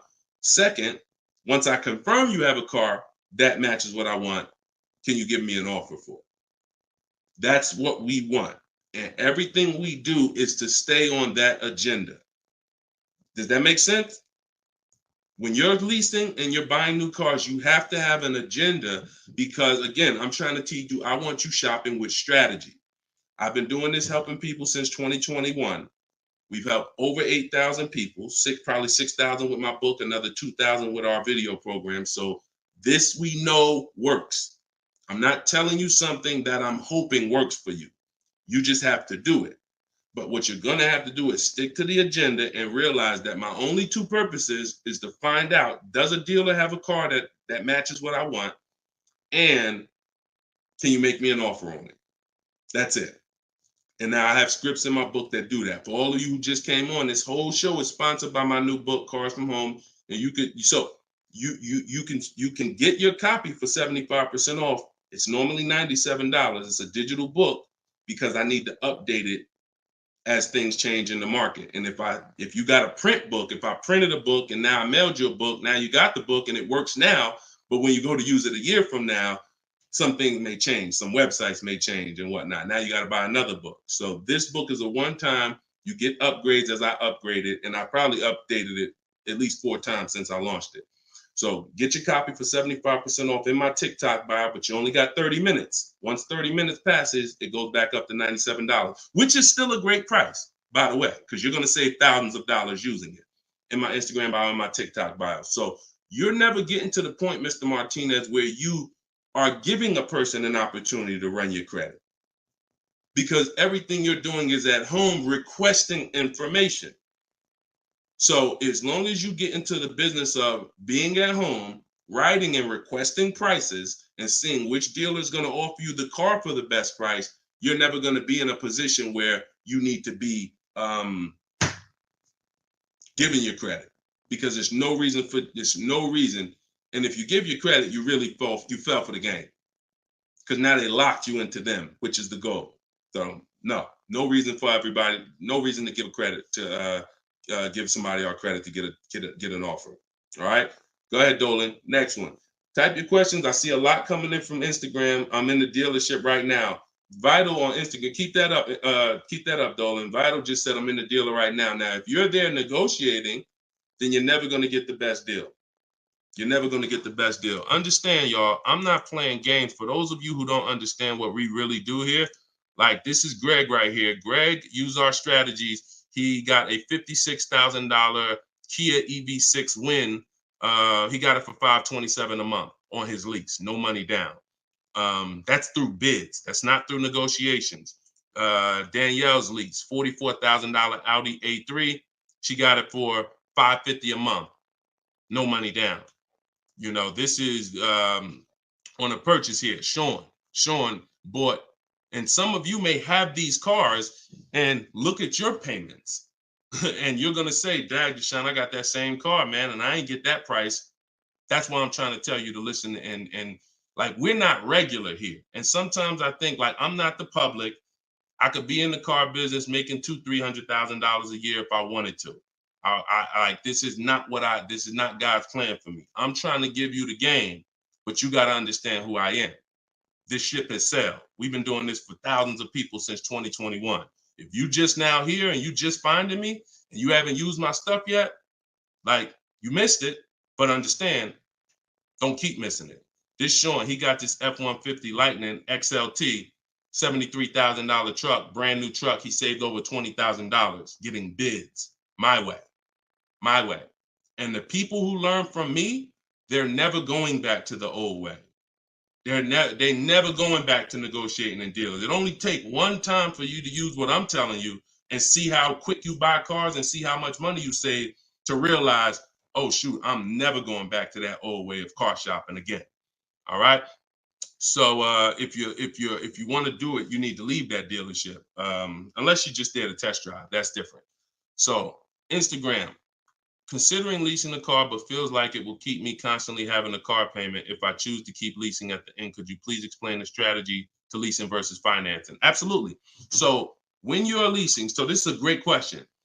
Somebody said, look, if I lease, I'm going to always have a car payment. That's absolutely true. And so there's two totally different ends of the spectrum, y'all, when we look at how we acquire cars and get the best deals on them. One is a lease. My goal is to drive a new car, always under warranty in most cases, except if I'm a high mileage driver. I'm paying pennies on the dollar compared to somebody purchasing like that same car that Greg got. He's paying $527 a month. That same vehicle would be, it's a $56,000 car. That same vehicle will be $1,000 a month on the car note, at least on a 6-year car note. So I'm paying pennies on the dollar. I just had somebody today, he's going to pick up a brand new Kia Telluride. He got a payment of in the 400 range of $42,000 Kia Telluride. Once he negotiated it, he decided he was going to put $2,500 down because he wanted his payment where it was. But he already had a ridiculously low payment. It was like a 1.1% lease deal on a Kia Telluride. I told him, I said, you know that same Kia Telluride, $42,000, that would cost about $800 a month to purchase? He said, yeah, I know. I used to buy one. I used to buy mine. He actually had one. It got totaled. So he knows how much he was putting into that vehicle before he actually figured out he's not an 8-year person. So if you're not keeping your cars 8 years, you should be shopping for aggressive lease deals because it's pennies on the dollar. And we shop with bids because it's easy. It's fun. We're in control. And that's the way we do it.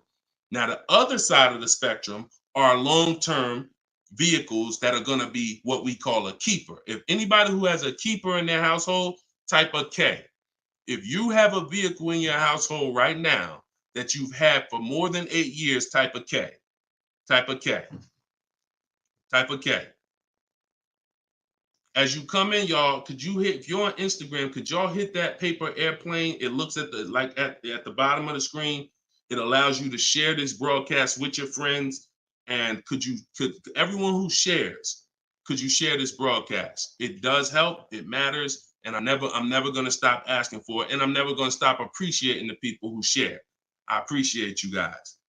And your friends will appreciate you more than anything, more than even I appreciate you. When you tag a friend who doesn't know me and they're car shopping, they'll appreciate you more than even I appreciate you. So, okay, all right. So we got John on on Facebook. We got Michael. We got, hold on, let me see. Acura MDX, Rob Korn got an Acura MDX on Instagram. He's had it 195,000 miles. So these are what we call Derek on TikTok, Donald on TikTok. These are what we call keepers. These are vehicles that, when again, someone asks a question about understanding if I always have a car payment, if I lease, can we please explain the strategy of leasing versus financing? I just told you the benefits of leasing. Now, all those benefits come at a price. Now, the other side of the spectrum is the long-term keeper vehicle where now we have outlived depreciation because the unseen expense is the one that's killing you. The unseen expense is depreciation. When you buy your car today for $30,000, tomorrow it's not worth $30,000, right? Tomorrow. You can buy a car today for $30,000 and bring it back to the dealer tomorrow. They're not just giving you your $30,000.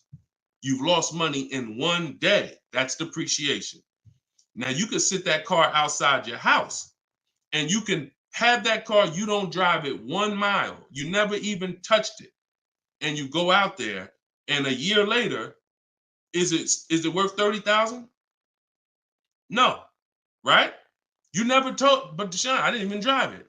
But you understand, it's not worth $30,000 anymore. It sat there for a year. Now it's probably worth $24,000. That's depreciation. So some of you have been trained to think, oh, well, I buy my cars because I don't want to pay for the mileage. What I'm trying to get you to understand is when you understand depreciation, you're going to see not only do you pay for the mileage, whether you buy or lease, you pay for the car whether you drive it or not when you buy. Does that make sense? Type clear if y'all are clear so far on this, on these principles. Because it's bad information that's been fed to you for all these years that, oh, you know what? I like to drive as much as I want. Oh, I like to do everything and I don't want to pay for mileage, so I'm going to buy. But what you're seeing now is, oh, shoot. If I drive no miles, my car's worth less. If I drive average miles, my car's worth even less. If I drive high miles, my car's worth even less. Depreciation. It's the unseen expense. So now our goal with purchasing the right way and picking whether I'm going to shop for great lease deals or whether I'm going to be a long-term keeper is to avoid where the depreciation loses us the most money. The most money. Look, right here, 3, 4, 5, 6 years, you're losing the most money. This is when you don't want to have bought your car and replaced it, because you're losing thousands and thousands of dollars every year. And now many of you have been taught it's okay to switch cars while you're in here, dropping. But going back to the keepers know, all right, I'm switching cars when my value is like this, my depreciation. So all of you who said out there that you got a car that you've had for 8 years, 10 years, 12 years, now you're gonna, here's what proves to you what I'm saying is true. The keepers, which is why I'm trying to get you guys out of that middle, all you 3, 4, 5 year people, 6 year, 7 year people that do not lease. You don't keep your cars long enough to outlive this depreciation, but you don't lease. You're losing the most money by far, thousands and thousands of dollars every car you buy in resale value, because you flip cars, try to trade them in while you just lost thousands and thousands of dollars. So on the other end, those of you who said, Deshone, I got a keeper outside, if that car today is worth $5,000, a year from now, it's probably going to be worth $4,800.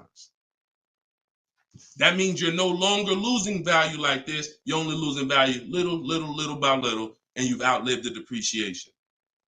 So your goal when understanding should I lease or buy is like, Deshone, okay, how do I avoid this? Well, if you're not keeping your car 8 years, you should be shopping for leases. Everyone who told you otherwise was wrong. I'm not going to say they were malicious, but they were incorrect. And unfortunately, I call them confidently incorrect. Dangerous. Being confident and incorrect is dangerous to you and others and everyone who's going to listen to you. So I'm telling you the truth based on numbers, that shopping for lease deals is here. If I'm not keeping my cars 8 years, I need to be shopping for great lease deals. If I'm going to keep my car more than 8 years, then I'm going to purchase and I'm going to make sure I get a car that's going to last 8+ years so that I can outlive the depreciation and win with long-term ownership. But I'm not stuck in the middle. Clear? Everybody clear before we move to the next question? JC said, my man hitting on all cylinders. I appreciate you, man. This is what we do, man. I've been doing this since 2006, man. I'm not new to this. I've been helping people save money on cars and make dealers bid for their business since 2021. And that's what I'm known for. Here in New Jersey, people know when I had my brokerage, Deshone is the person that helps people save money if you listen to him. If you don't listen to me, God bless you. I wish you the best. All right, so for all of you, cue the next question up, y'all. For all of you who just jumped on, this whole show is sponsored by my new book. Everything I teach is out of my new book. It's called Cars from Home, 7 Steps to Saving Time, Money, and Avoiding Dealerships.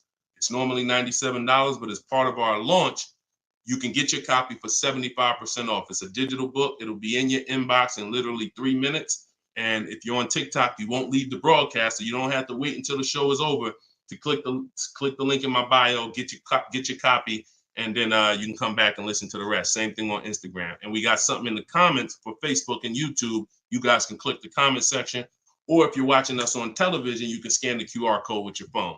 All right, let's go, Dolan. Shoot that next one up, brother.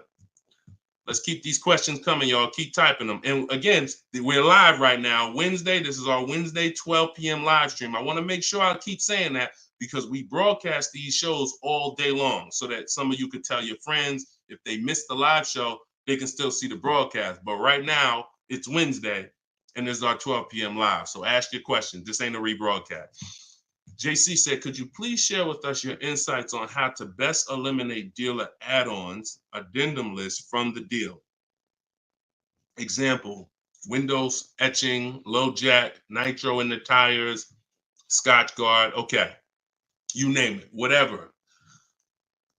I always say this, and I have a video that has done well. It's been seen by several people, and it says we don't negotiate with dealers with fake fees. You can see, what I need you to know is 80% of dealers are overpriced. 20% are trying to beat their competition and they don't mind competing. These are the best people in the world. These are the people you want to find and buy from. But there's 17,000 new car dealers in this country. There's 100,000 used car dealers in this country. Somebody tell Isaac on TikTok that we just answered that question. So if there's 17 million new car dealers in this country, 17,000 new car dealers in this country, and 100,000 new car dealers, used car dealers, and 80% are overcharging, then you need a strategy to find the 20%. That's another reason why you cannot walk into a dealer and think you're going to get your best deal, because you don't know. You have a much higher chance of finding an 80% than you do a 20%. Does that make sense? It's more than likely when you walk into a dealer and you request a quote or you request an info, even the dealer that you've been buying from, they're going to say, it's more than likely you're dealing with an 80% dealer just based on the sheer numbers. It's not 50-50. And like I said, I've worked with 8,000 people since 2021. We have the data to show this is not 20% is who you're looking for. That's who we're looking for. So what we do is we need to sort for them. We're not looking to walk in. We're looking to stay at home and sort for them. The 80% are going to do what the 80% do. To answer your question, JC, I'm not interested in getting an 80% dealer to take off their fees because that's not what they do. Thanks, Carter's dad. That's not what they do. They charge fees. People pay fees. People who walk into them and buy the old-fashioned way. Your friends. Some of my friends who don't know me, most of my friends know me though now. So, pretty much everyone that knows me in real life uses what I teach. But some of your friends, pretty much any of your friends that ain't doing what we teach, they're out there walking into dealers. And the 80% are going to do what the 80% do as long as people keep paying it. As long as people, all right, man, well, look, you're going to have to take some of that off. It's made up to begin with. So how do I win if you're taking off $2,000 of fees you made up and then I think I won? How's that a win? So the tactic is, the worst kind of people are going to start so high. It's called padding the deal. So when you walk into the dealership, I'm padding the deal if I'm the worst kind of person. If I'm somebody who I bounce from dealer to dealer, I make a lot of money, but my customer service scores are low, but I make a lot of money, so I always have a job. Now what I'm going to do is you're going to sit down, and I'm going to say, all right, which car are you looking for? Which car are you looking for, Diana? All right, Miss Roberts. All right, here's what we're going to do. Okay, so it's going to be working out about $650 a month. All right, shoot, that seems kind of high. Here's the problem when you're in a dealer. You don't even know if $650 was the right starting point. Maybe the real starting point was supposed to be $550. But I'm going to start you at $650 because I know psychologically you need to think you won. See, pay attention to this. Pay attention to what I'm telling you. Selling you a car, the way the car business has programmed you, it's not about you winning. It's about making you think you won. It's a psychological game that car salespeople are trained heavily for. So when you come in and I tell you it's 650, or when you look at that car and you see it and you're like, the window sticker says 42, but when we sit down and I say, okay, we got this fee and we got that. All right, so asking price is 45,700. And you're like, wait, but the window sticker says 42. But yeah, these are the add-ons that we have. All right, now I'm starting so high that I can take off money to make you think you won, and I still end up winning because I really didn't take off anything. So this is why we don't play the games of back and forth with fake fees. What we do is we sit at home, we get bids, if we're looking at pre-owned cars, we're looking at the marketplaces, we're narrowing it down because my strategy for shopping for used cars is different than new cars. New cars and leases, we use something called the 25 to 5 strategy. That's when we reach out to 25 dealers to get 5 quotes. Used cars, we use the multiple marketplace strategy where we go to all the used car marketplaces and now we look at what the low price is in the market and we sort it down to our top 3, top 5. And then we take it, we got to make sure there's no fake fees on them because that's a tactic they'll use on used cars. Fake fees, put a price out there. So everything is a screening process. That's what I want you using, a screening process, a sorting process, so that the best deal reveals itself. You don't negotiate for it. But we don't try to turn 80% dealers to 20%. They're never going to be that. Maybe they will if we change the whole industry, and they won't be able to keep their job if they don't change. But for today, 80% dealers are going to do what 80% dealers do. That's not our job. Our job is to find the 20%. Clear? Good question. Great question. Shoot the next one up, Dolan. We're live, y'all. This is Wednesday. This is episode 5 of Car Shopping Questions and Answers. We don't usually do a live show Wednesday. It's usually Monday, Tuesday, Thursday, and Friday at 12 and 3 Eastern time. So that's the schedule. If you're like, man, Deshone, I want to make sure I tell my coworkers, I got people in my church, they need to see this. Tell them Monday, Tuesday, Thursday, Friday, 12 p.m., 3 p.m., we're here live. But all day long, we rebroadcast these lives so that even if they miss it, they can watch the show and watch the rebroadcast. Go ahead, Dolan, shoot the next one up. What if your car is damaged and you want to trade it? Okay, great question. And what you'll notice is a lot of people are going to ask the same question you have because many of you are in the same situation. So what if your car is damaged and you want to trade it? It depends on how bad the damage is affecting the value, in my opinion. So let's say you have a vehicle that is barely drivable. You're selling it in its worst condition and it's making, example, let's say you got a BMW, older BMW, the transmission's slipping or the transmission's out. It doesn't drive or it needs an engine. Something where literally the integrity of the car is totally compromised. That car is almost worthless. That car is going to be worth $500, $1,000, depending on the year, the mileage, $1,500. Meanwhile, if you put a used transmission in, this is why I'm an advocate. I preach you should always have a great local mechanic, a great local service shop in town that you use when your car has no warranty left. You must have this if you truly want to win, because these guys are usually 30, 40% of what a dealer is going to charge because they don't have that overhead. So what I'm doing, if I got an older BMW, no transmission, a Nissan, no transmission, I'm going to get a transmission from a salvage yard and get a used transmission, a used engine, pay $2,500, drop that in, and then sell the car like that. And I can tell you that that's what my father did. Like my father bought a GMC Envoy 2009, maybe 4 years after he bought it in 2013. So it was 4 years old when we got it for him. Then maybe 3 years after that, the engine went. So he got a used engine. He's been driving that car since like 2017 with the used engine, and he's getting ready to sell it, and he'll probably get $4,000 or $5,000 for it on Facebook Marketplace because he's a low mileage driver. So you see how literally he could have went from switching a car when it was in its worst condition taking a loss for it versus investing the right money with the right person, getting the right engine, right transmission, drives it for a couple more years, and then can still pull a couple $1,000s out of it. Y'all clear? Y'all see how? Y'all see how? Type dollar signs if you understand that. That's the win right there. Not taking the loss and saying, all right, let me just get out of this car, it doesn't drive, and just taking the L. Big financial loss.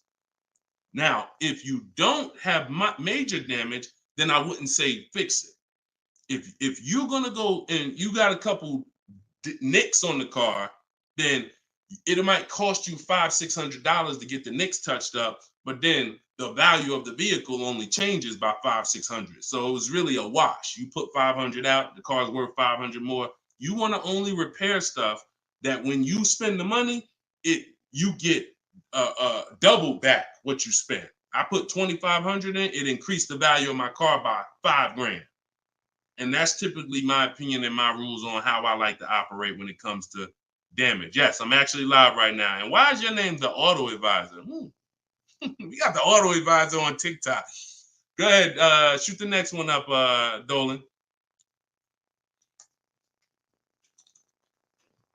All right, this one from YouTube.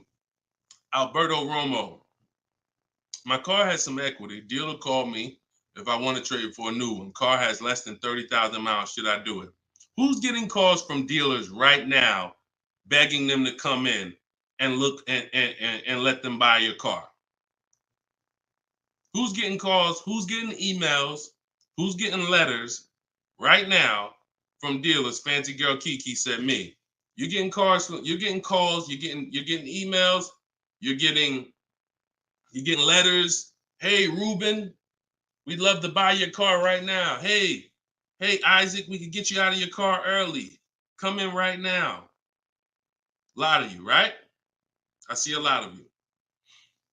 The reason that's happening, look, he's saying lock on Instagram, me. So the reason this is happening, y'all, is because they're depending on you letting the dealer be your first offer for your car.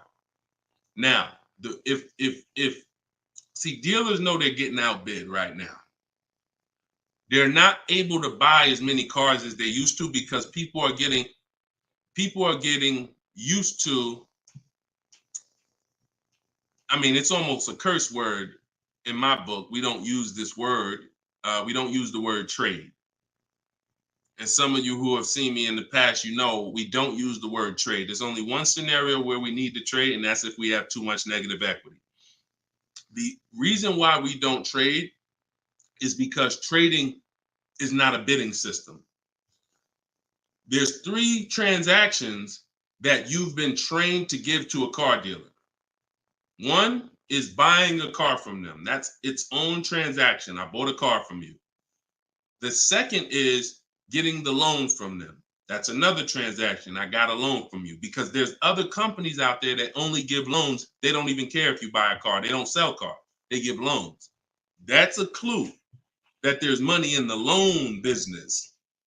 Now, the third transaction is people who want to buy your car. When you give your car to the same dealership, you gave them your old car, that's one transaction. You gave them your loan, that's another transaction. And you gave them the purchase of a new car from them. That's 3 transactions.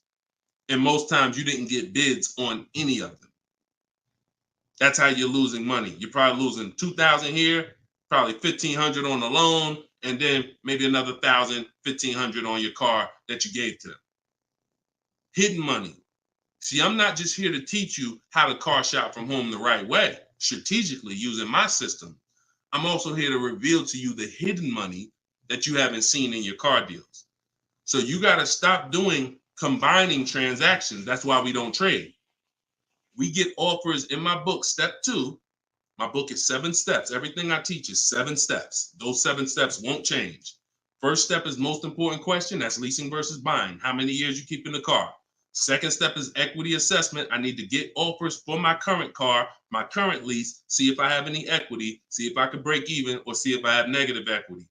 Third step is deal structure. I need to find out how much this car is supposed to cost if I get a deal on it.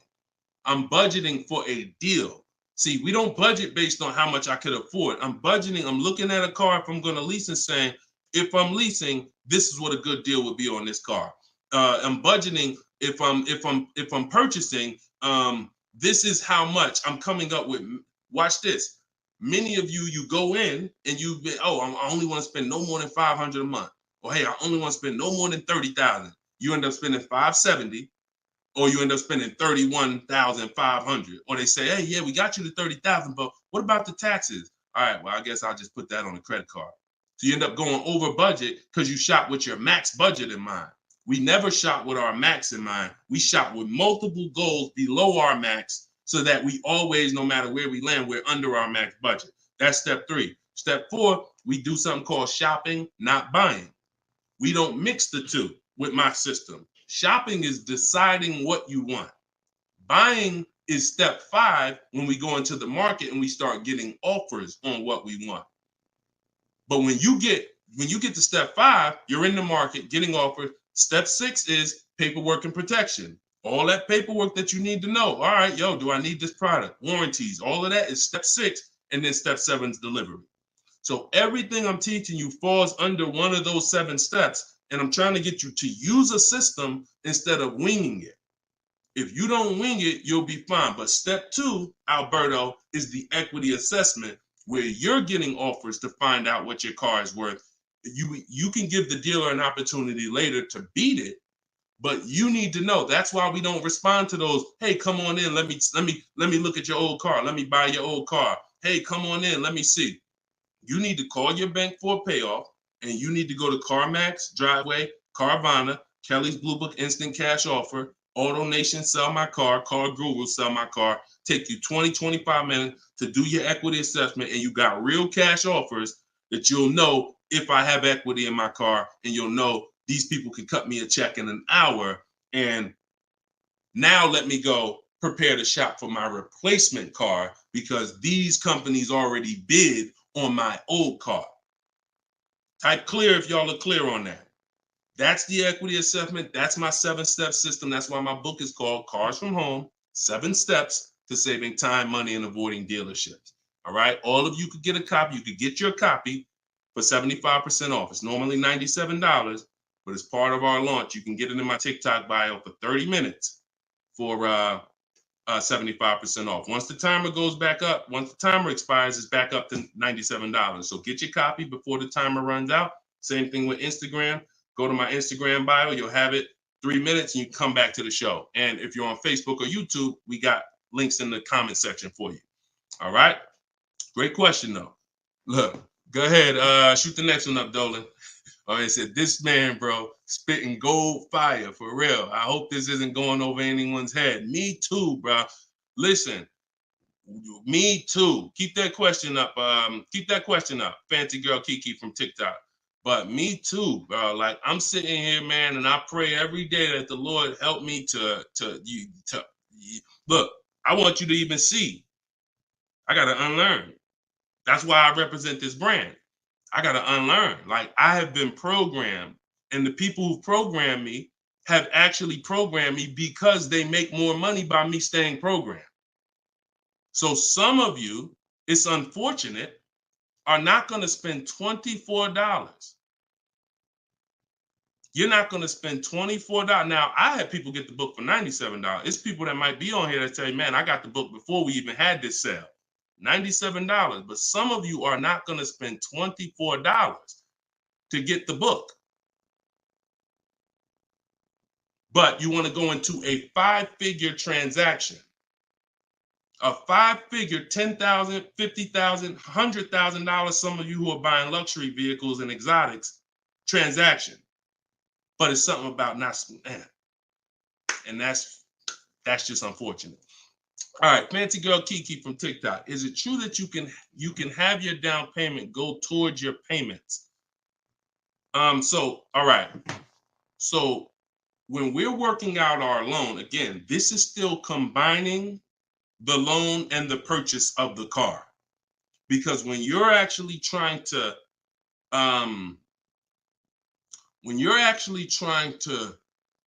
figure out and hope your down payment goes towards the payments and actually goes towards the car versus you basically just giving it to the dealership or maybe losing it to, not going to the car, you're mixing. Because when we're shopping, we have loan. When you buy your car, if I'm financing, right? Give you an example. When I bought my Infiniti truck, I'm shopping for the car. Once I get the car, now, and I use my perfect budget calculator. It's in my book. It's a calculator I created. See, that stuff I can't even explain on this show. I can't explain how a calculator that I created works. It's a surprise when you get there, when you read and you're like, oh, this is a calculator. I've never seen nothing like this before. I know, because I made it. And I got like 5 of them in there. So, but when you're trying to do what it does, I could tell you how to do this manually to some degree. When you got to know what you can spend. That's why we have that budgeting exercise where in order for me to be at a $450 a month payment, I can't get any more than a $22,000 loan. If I get more than a $22,000 loan, then I'm going to have more than a $450 payment. So now you might say, okay, 6 years though, because if I go 6 years on the loan, then maybe I could get like $25,000 depending on my interest rate. But I need to know how much car I can buy based on where I want my payment to be. So now once I establish that in a budget exercise, you can do that with some calculators online, try to, but you have to account for taxes.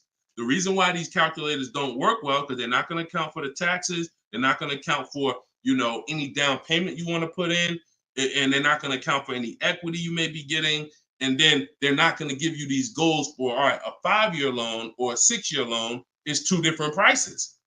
$450 a month for 5 years is not the same as $450 a month for 6 years. If I get a car at $450 a month for 5 years, I got a better price on it than if I got it for $450 a month for 6 years. So these are the things that you kind of got to have in your budget so that all right, this is how, because it does me no good to know that I could go and spend $35,000 on a pre-approval. What does that do? How does that equate to what I can actually spend? I don't want to spend $35,000. That's a $700 a month payment. So, but once you establish the budget on how much I can spend, now you go find the car. So I'm shopping for the Infiniti, and I'm shopping knowing all of these cars are within my budget. Now, when I actually get the car, now what I'm doing is going and I'm finalizing my loan and having multiple dealers multiple banks and credit unions give me offers for my loan. Everyone can run my credit with a hard pull because I'm within the rate window where it's not going to affect my credit negatively. It's only going to weigh as one hard pull. I know you've heard, oh, don't let all these people run your credit. If you do this right, according to how you're supposed to rate shop, you can Google rate shop. In fact, I'll show you right now. I'm going to share my screen so y'all can actually see. See, it's the information you don't know that's costing you. It's the information that you don't know that is costing you. Look, if I go to Google and I type in rate shopping, Experian. Experian has a whole article. Let me know if y'all can see my screen. Hold on. Oh, wait, hold on. Entire screen. Look. So I go right here. Rate shopping. They have a whole article about how to properly rate shop. And let me see. Look, the FICO score window is 14 to 45-day period, depending on which version is used to calculate the score. So we do it in 2 days. We do it in 2 days. So we don't even use the 14-day window. That's why we don't let anybody run our credit with a hard pull until after we already find our car. So now you come in and you are I'm letting all these people run my credit to get their offers for my loan, their offers for my interest. And then what I'm doing is whoever makes the best deal there, I'm calling the dealer and I'm giving the dealer an opportunity to beat it. Because the dealer has another 7, 8, 10 banks that they might, let me see if I can beat that because I like to earn the business. And that's what I call the bank bidding war blueprint. So I'm putting that when you get my book, you actually get the bank bidding war blueprint because I haven't combined it with my book yet.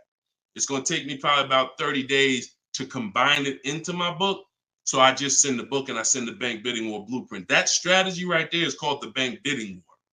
So we're not worried about if our down payment's going to go to the car, because our loan is always worked out with the bank, not with the dealership.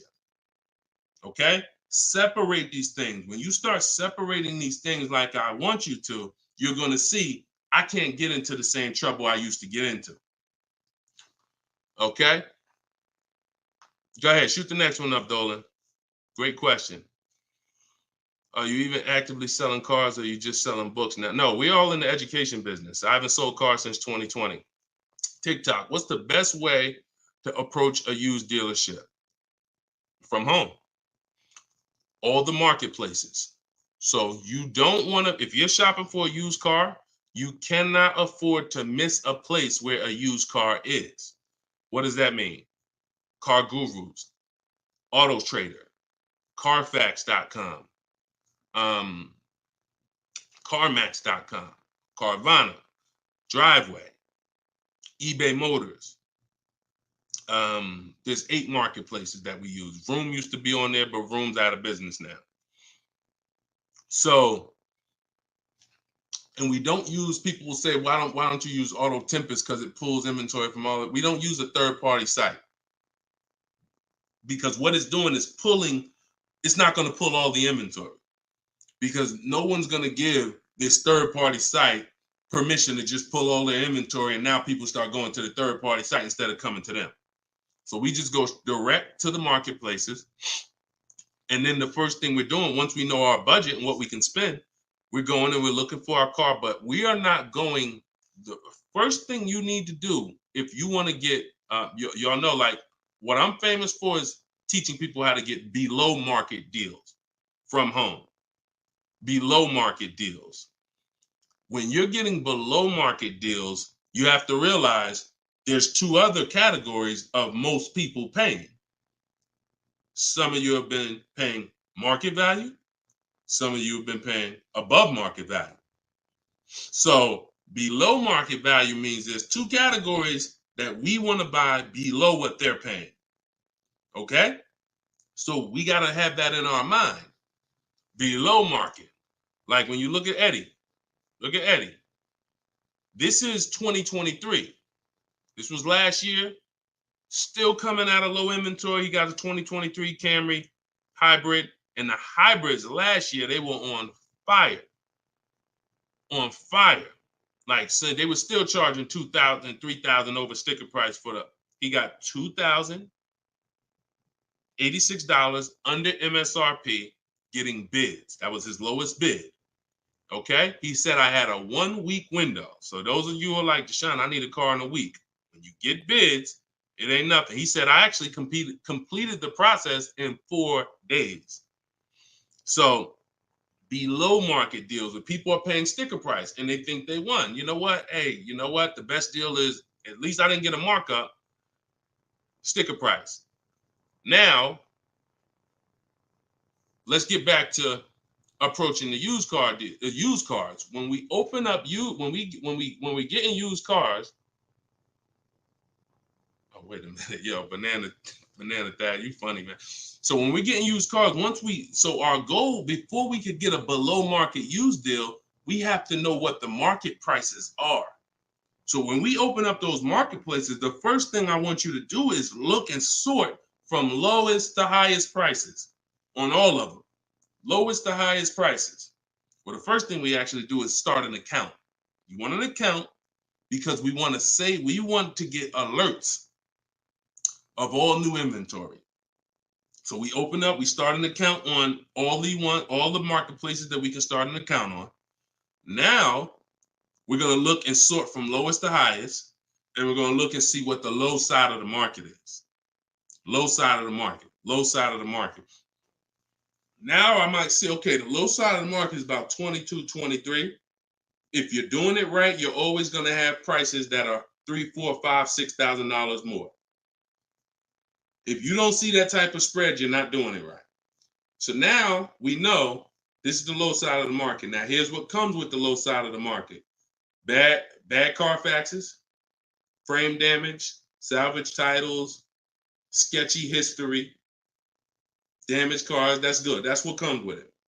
What we're looking to do is see where those cars are priced at, and we're looking to be right above them. And from there, we have a particular system of how we're going to sort based on title history, service records, extremely important. We will not buy a used car without great service records. Then we go to accident history. There's a couple different types of accidents: serious accidents, airbag deployed, vehicle towed. All of this is serious accident. I appreciate you, JCAA. Shout out to the sharers on TikTok. Now we go to, then we need to verify there's no bogus fees, because that's a narrowing down. Now that'll narrow us down to like a top 3, top 5, top 7. But some of those vehicles are going to have bogus fees, guaranteed. And this is not always happening day one. That's why I don't want you waiting until you need a car to go shop. I want you in the market early, a month, 2 months, 3 months before you need a car, so that you can watch the market. And when you can watch the market, you have much more leverage. You have much more flexibility. You can say no. You can see where the price trends are, and you can get alerts. Many times, it's the alerts of the new cars that's going to be the car you take down.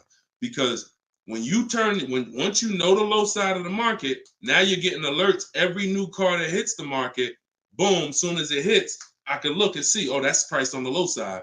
Now I look, oh, shoot, frame damage. Oh, shoot, salvage title. Oh, shoot, whatever. And eventually one pops up and you're like, oh, good Carfax. Oh, good title history. Boom. And now we're preparing to get ready to take that car off the market. We can't test drive used cars until we're ready to buy them, though. That's the only reason we can't do 100% of our used car deals from home, ever. New car deals, we've had people throughout, use my book in my course, 100%. Dealer delivers the car. That can happen. New cars and leases, 100%. Used cars, we can't. You must go to the dealer. You must see the car. You must drive it. And then that's when you're taking that deal across the finish line right then and there. Okay? That's a overview of what I call my multiple marketplace strategy. If you do that, you win. I mean, there's no guarantees in life. So I'm not here to guarantee, but I am here to say, you haven't had strategy. When you're using strategy and boundaries, you haven't had boundaries or strategy. You add boundaries and strategies to your car buying, 99 times out of 100, you're going to win more than you used to win. All right? Go ahead, Dolan. Shoot the next one up. Does your book teach how to sell and grow? I don't really know what that means. Sell and grow. This one's from TikTok. Do I get a discount for paying cash for a car? No. I know a lot of people told. Who was taught you get a deal for paying cash? Type a $sign if you were taught you get a better deal for paying cash. I got the book, the cheat sheets, awesome. Service connected. Don't use the cheat sheet. If you got the book, scrap the cheat sheets. The book is the nuts and bolts. The cheat sheets is an overview. I see you though. Use it. Win. So, all right. So you got Gina VL. You got I don't want to butcher your name, so I'm not even going to try. I see you on TikTok, though. I see Cozy Boy Nesto on Instagram. Okay, Monty. So my question was, who was taught you get a better deal by paying cash? All right. Now, I said type a $sign if you've ever heard this. Now, I don't want you operating with bad information. Let me tell you where this came from. And remember what I said earlier in the show. Earlier in the show, I told you the car business is not about you winning. If you win, great. But it's about making you think you won. And I can only make you think you won based on what you tell me you need in order to feel like you win. So if you come in and say, listen, man, I'm paying cash, man, y'all got to do something better for me. I'm not going to sit here and tell you, well, you don't get a better deal for paying cash. Now, I would tell you, listen, I'm going to be honest with you. You can get this price whether you pay cash or not. So, there is no, but somebody who's not going to be willing to go and tell you that, they're going to make it look like, all right, I got to make you think that the deal I'm giving you is because you pay cash. This originated from when dealers used to finance cars. There are still people And you may be one of them who think the dealer owns your car after you get it. That's why there are people who say if they can't afford a car, they say, man, I'm gonna get a dealer back their car. It's not their car anymore. Unless you're dealing with like a buy here, pay here place where they're actually extending the loan to you, it's not the dealer's car anymore. But back in the past, dealers used to extend loans. They would hold the financing. So if you offered them all the money up front, it was an incentive for them because they knew it guaranteed they get the money now. And it also saved them interest. It saved them, if they were holding the note, then they're still technically paying for that car. And they're like, okay, I could save you another $1,000, $1,500 because you're going to give me all the cash up front. It's not like that anymore. It's not. Literally from the time you leave, the dealership is funded in full in hours.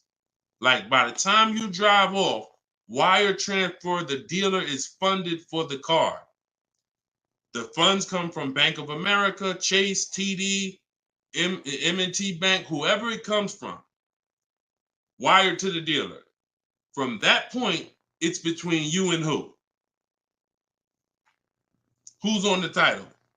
Who's the ones calling you if you don't make the payment? Who's the one setting up the car to be taken if you don't make the payment? It's not the dealer, right? It's the bank. So it's always between you and the bank from that point, which is why you don't get an exactly life experience.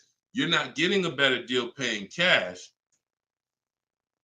And that's just because that's the way it's set up.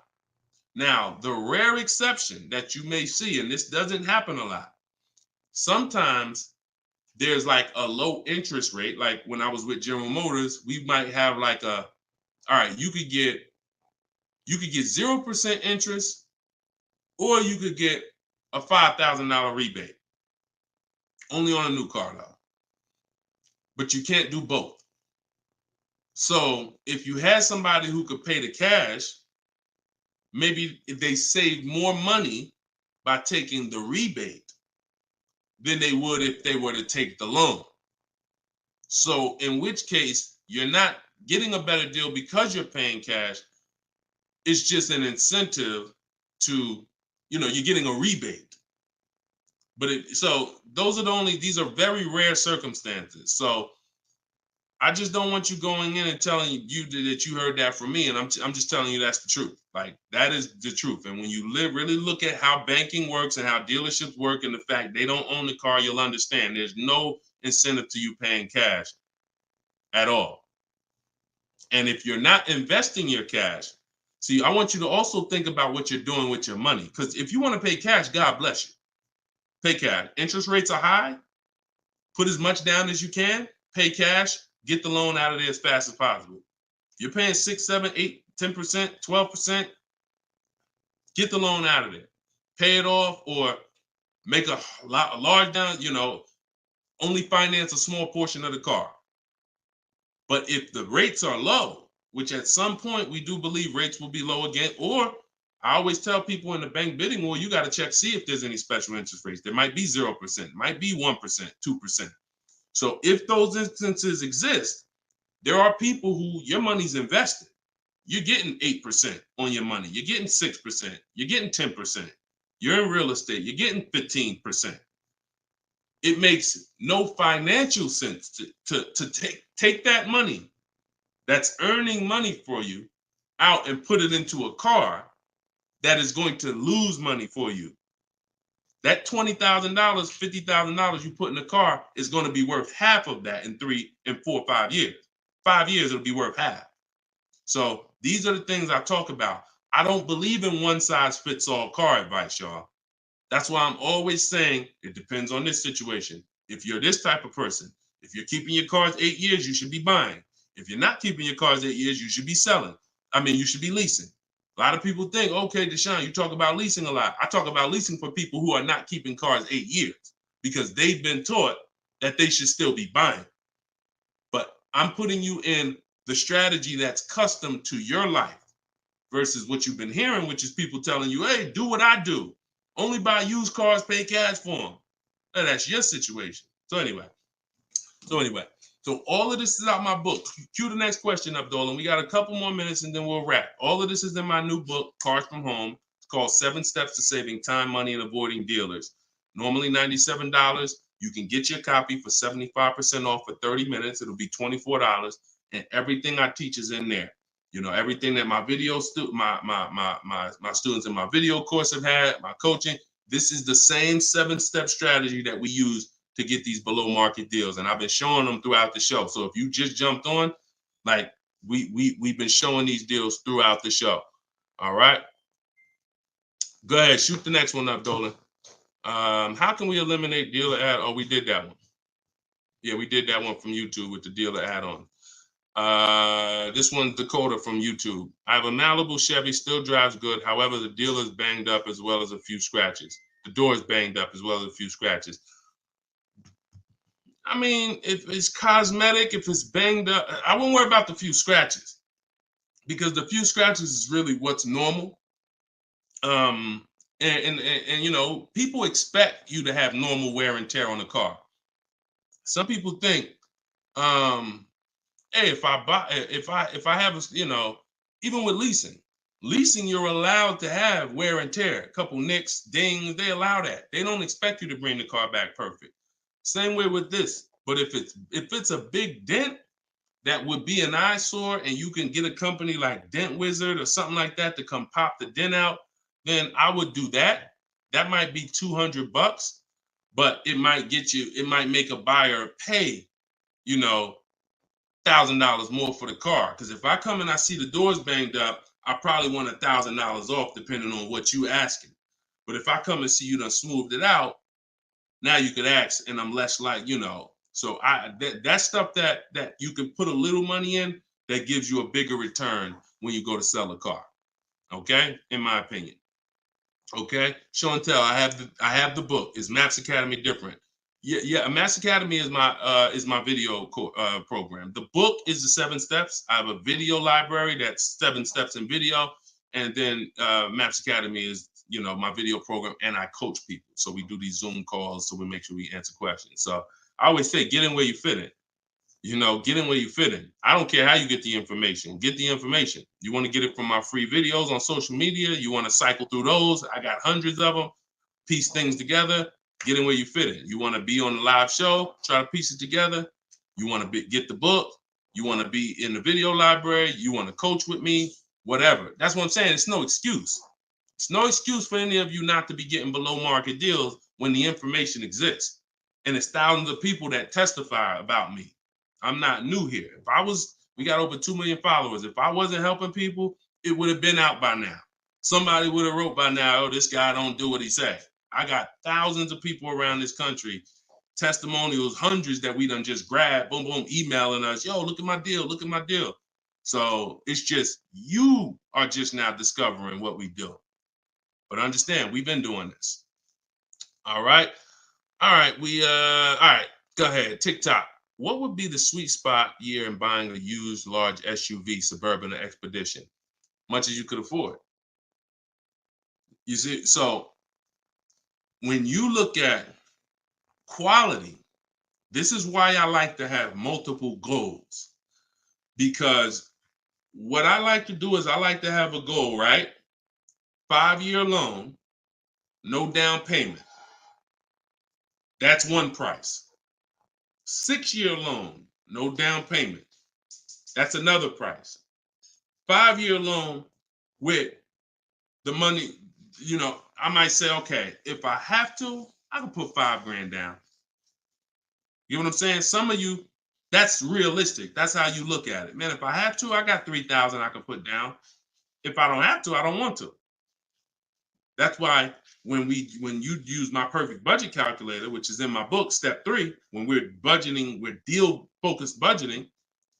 Here's what you want to know. If I want to be at $450 a month, how much is $450 on a 5-year loan, no money down? All right, that's one purchase price. Now, second tier, $450 a month, no money down, 6-year loan.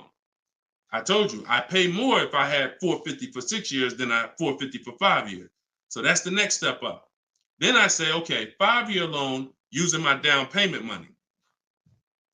And then my max budget would be 6-year loan using my down payment money. But understand, I'm still under my max budget. I don't care if I have to go, and then we have another step where some of you have an old car. You have an older car, you're going to be selling it. You got 3,000 equity, you got 5,000 equity. That's also in there. So then it'll be no down payment, no equity. No down payment, no equity, 6 years. Down payment, no equity.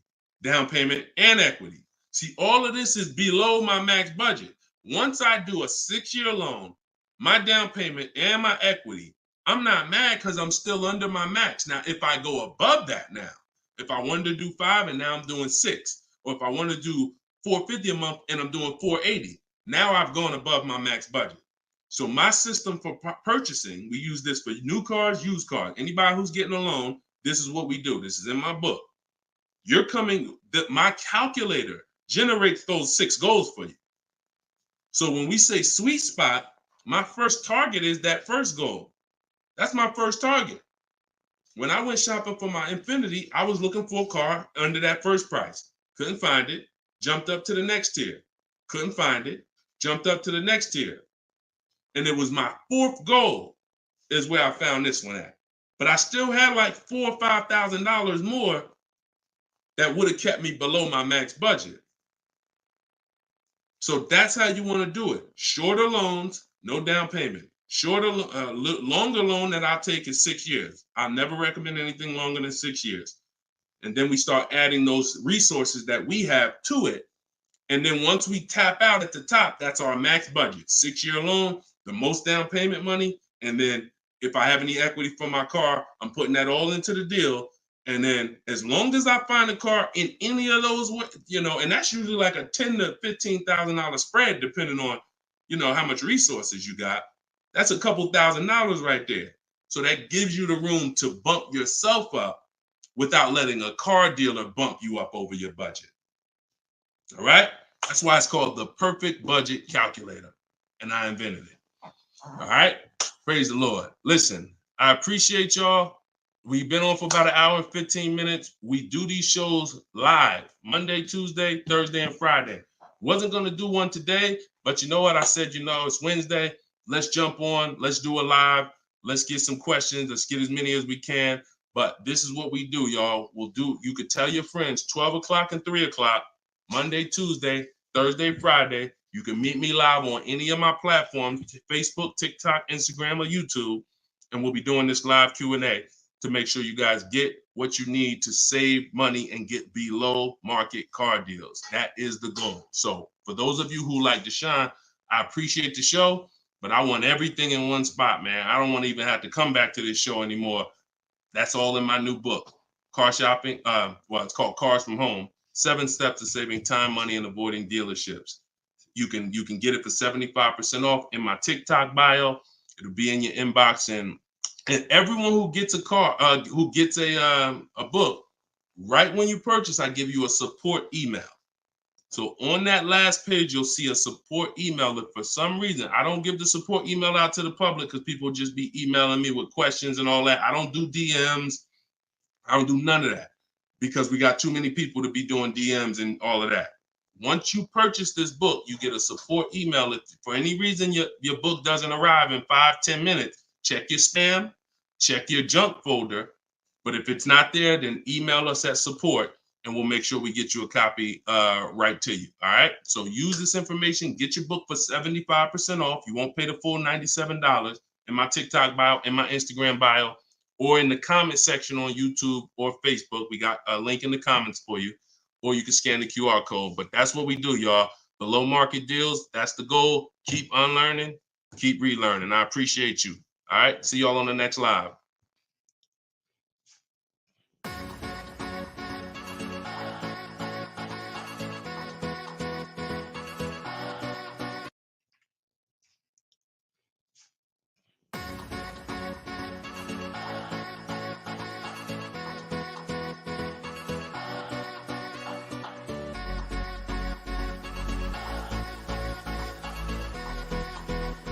The worst possible thing you could say when you walk into a car dealership. I spent 5 years with Mercedes-Benz, 5 with General Motors, and the worst thing a person could say when they walk in is, if you could just get me to this payment, we got a deal. So your loan's probably still like 19, which means you got to pay to get out. You're upside down. It's called negative equity.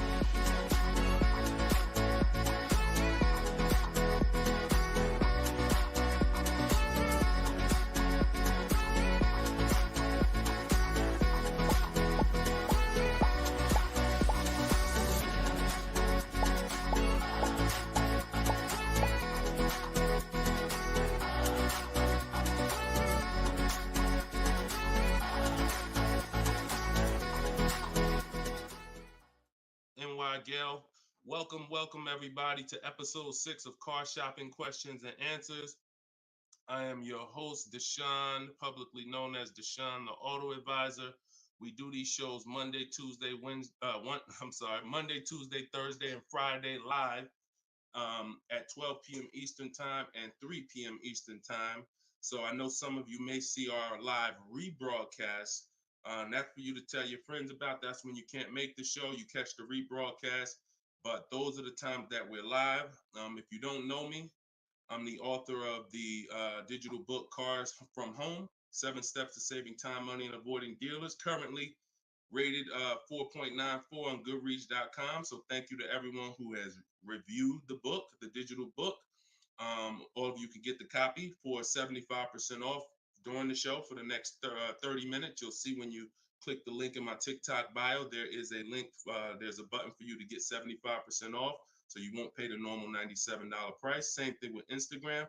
And you guys on Facebook or YouTube, you can click the button in the comments and you can get your copy. So come on in, start typing your questions. We do this, we do rapid fire Q&A. I see a lot of people coming on the TikTok, and we got Dolan pulling questions. So no matter where you're watching us from, type your questions and we're going to pull them into the live show and we'll get them answered right now. All right. So I'm excited about this show. I see we're continuing to see people getting below market deals. If you don't know that the goal is for you to get below market deals, and the goal is for you to not spend more than 30 minutes in a car dealership. I spent 14 years in car dealerships. So you're not learning from somebody who's just like you. I'm just like you in that, I buy cars, I lease cars. That's the way we're similar, but I'm an insider. I'm an auto industry insider. My business for 14 years plus was in car dealerships. So start typing your questions. Let me tag everybody on Facebook and let's get down to business. Okay, whenever we get the first one, Dolan will put it up. Let me just tag my people here on Facebook. All right, there we go. Okay, what's up, Skinner? Good to see you. What's up, Angel? What's up, Jill, man? Good to see you. Yep, what's up, Jason? Great to see you. All right. Brother said he's been doing it. Oh, what's up, Auto Advisor? Good to see you. Absolutely. All right, y'all got to type fast. I know you probably, and try not to make your questions long. Try to get all your question in one shot, but try not to make it too long where it can't fit in. All right, this one's from TikTok. Isaac from TikTok said, best current APR rate for tier A1 credit. So the best APR is always going to come through getting bids. Now I know this is new. This is new to most of you. But getting bids is how you're going to get your best and guarantee your best car deal, your best loan. So I'm going to lay out this process we call the bank bidding war. And if you follow this step, you'll be able to have 10, 15, 20 banks and credit unions bidding for your loan. And then you'll be able to pick the best one. And the way you do this is extremely important, because if you do this right, then it's only going to have the same effect on your credit score as one hard inquiry. So think about what we're saying. We're going to allow multiple people to access our credit with hard inquiries, but at the end of this period, after we get our car, the weight on our score, the effect on our credit score is going to be one hard inquiry. So the first thing, there's 3 rounds in the bank bidding war. The first round is to always check and see if there's any special interest rates or special promotional rates that are being advertised for the car you're looking for. So let's just say you're shopping for a, Kia Telluride. You're gonna now check and see, is there any special interest rates?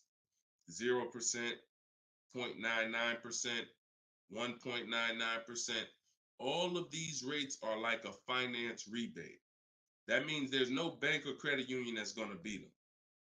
So this is the first round. So if we do get a special interest rate there's no reason for us to even shop for interest rates other than that. Because again, no bank, no credit union is beating 1.99, even 2.99. Now, here's what you have to check when we do that. How long is that loan? Because some people might give you 1.99, but it's only for 36 months. And some of us are not going to take a loan for 36 months because the payment's going to be too high. You might need a 5-year loan or a 6-year loan. So we're not just looking for if there's a special interest rate, we're looking for what is the term. Shout out to everybody coming in. This is our Thursday, April 18th, episode 5, live car Q&A. So we're actually live right now. This isn't a rebroadcast, so you can come on in and start typing your questions. And we're talking thousands over here, not hundreds. Okay, so that's round 1 of the bank bidding war. Now, let's just say we do that and there's no special interest rates. Now we're moving on to round 2. But round 2 comes after we find our car. So once you find your car, no one has touched your credit with a hard inquiry yet. Pay attention. You have not heard me say at any time hard credit pull at all. When you're shopping for your cars, no hard credit pull. Nobody's running our credit while we're shopping. Once we find our best deal, once we find a dealer that's going to sell us the new car for the lowest price, we lock up that car, usually with a deposit, reserve it. And now what we're doing is we're telling the dealership, I'm going to take this buyer's order. You're going to get a buyer's order. You're going to come home. And now you're going to now the second round of the bank bidding war is about to start. You're going to come home. You're going to call your bank if you have one, or your credit union. This is when you're going to let them access your credit. Because if you've ever tried to actually get a bank to tell you what the interest rate would be, like a pre-approval, many of them, and if you've experienced this, I want you to type a 1, many of them will say you need to have a car first, right? If you've experienced that type of 1, you call your bank, hey, I'm trying to get a pre-approval. They're like, okay, well, we need the information on the car. And you're like, well, I'm trying to get the pre-approval so I can go get the car. So that's why we don't follow that process of getting a pre-approval beforehand. Look, Marinette, you've experienced it on Facebook. So when we look at having the buyer's order for the car that we reserved, you have everything you need now. You have everything the bank could want. And you're now going to call your bank, or if hopefully your bank and credit union has a website, you could do this all online. And you're going to get as many approvals, offers as you possibly can. In my book, I list a couple: your bank, your credit union, online banks, Lightstream, community credit union, everybody who can lend in your state, you want them bidding. This is very important because some of you haven't been trained to see. My job is to not teach you just how to buy from home and make people bid for your business. My job is to show you everyone willing to listen. If you're willing to listen, I'll show you where the hidden money is in your car deal. The money you have not been trained to see, or the money you've been trained not to look at. And the people who have trained you not to look at this money are usually the people that's making the money. So you have to see that one point. Let me give you a scenario here. Let's go to an auto loan calculator so you can see how much money is just in your car loan. Just in your car loan. And we're going to do a couple different interest rates so y'all can take this serious and you'll see why you need to be getting multiple bids for your interest. So if I'm buying a $30,000, if I'm looking to borrow $30,000, let's take $30,000 for an example. Average, pretty good average. Average price of a car is probably higher than that, but let's use 30. Now, if that interest rate is 5.99, total interest paid is $4,791 over the course of 5 years at 5.99. If the interest rate is 7.99, total interest paid is $64.89. That's over $2,000 difference. 2 points, $30,000 loan. Now, some of you are going to be borrowing more than that. Some of you are getting $50,000 loans.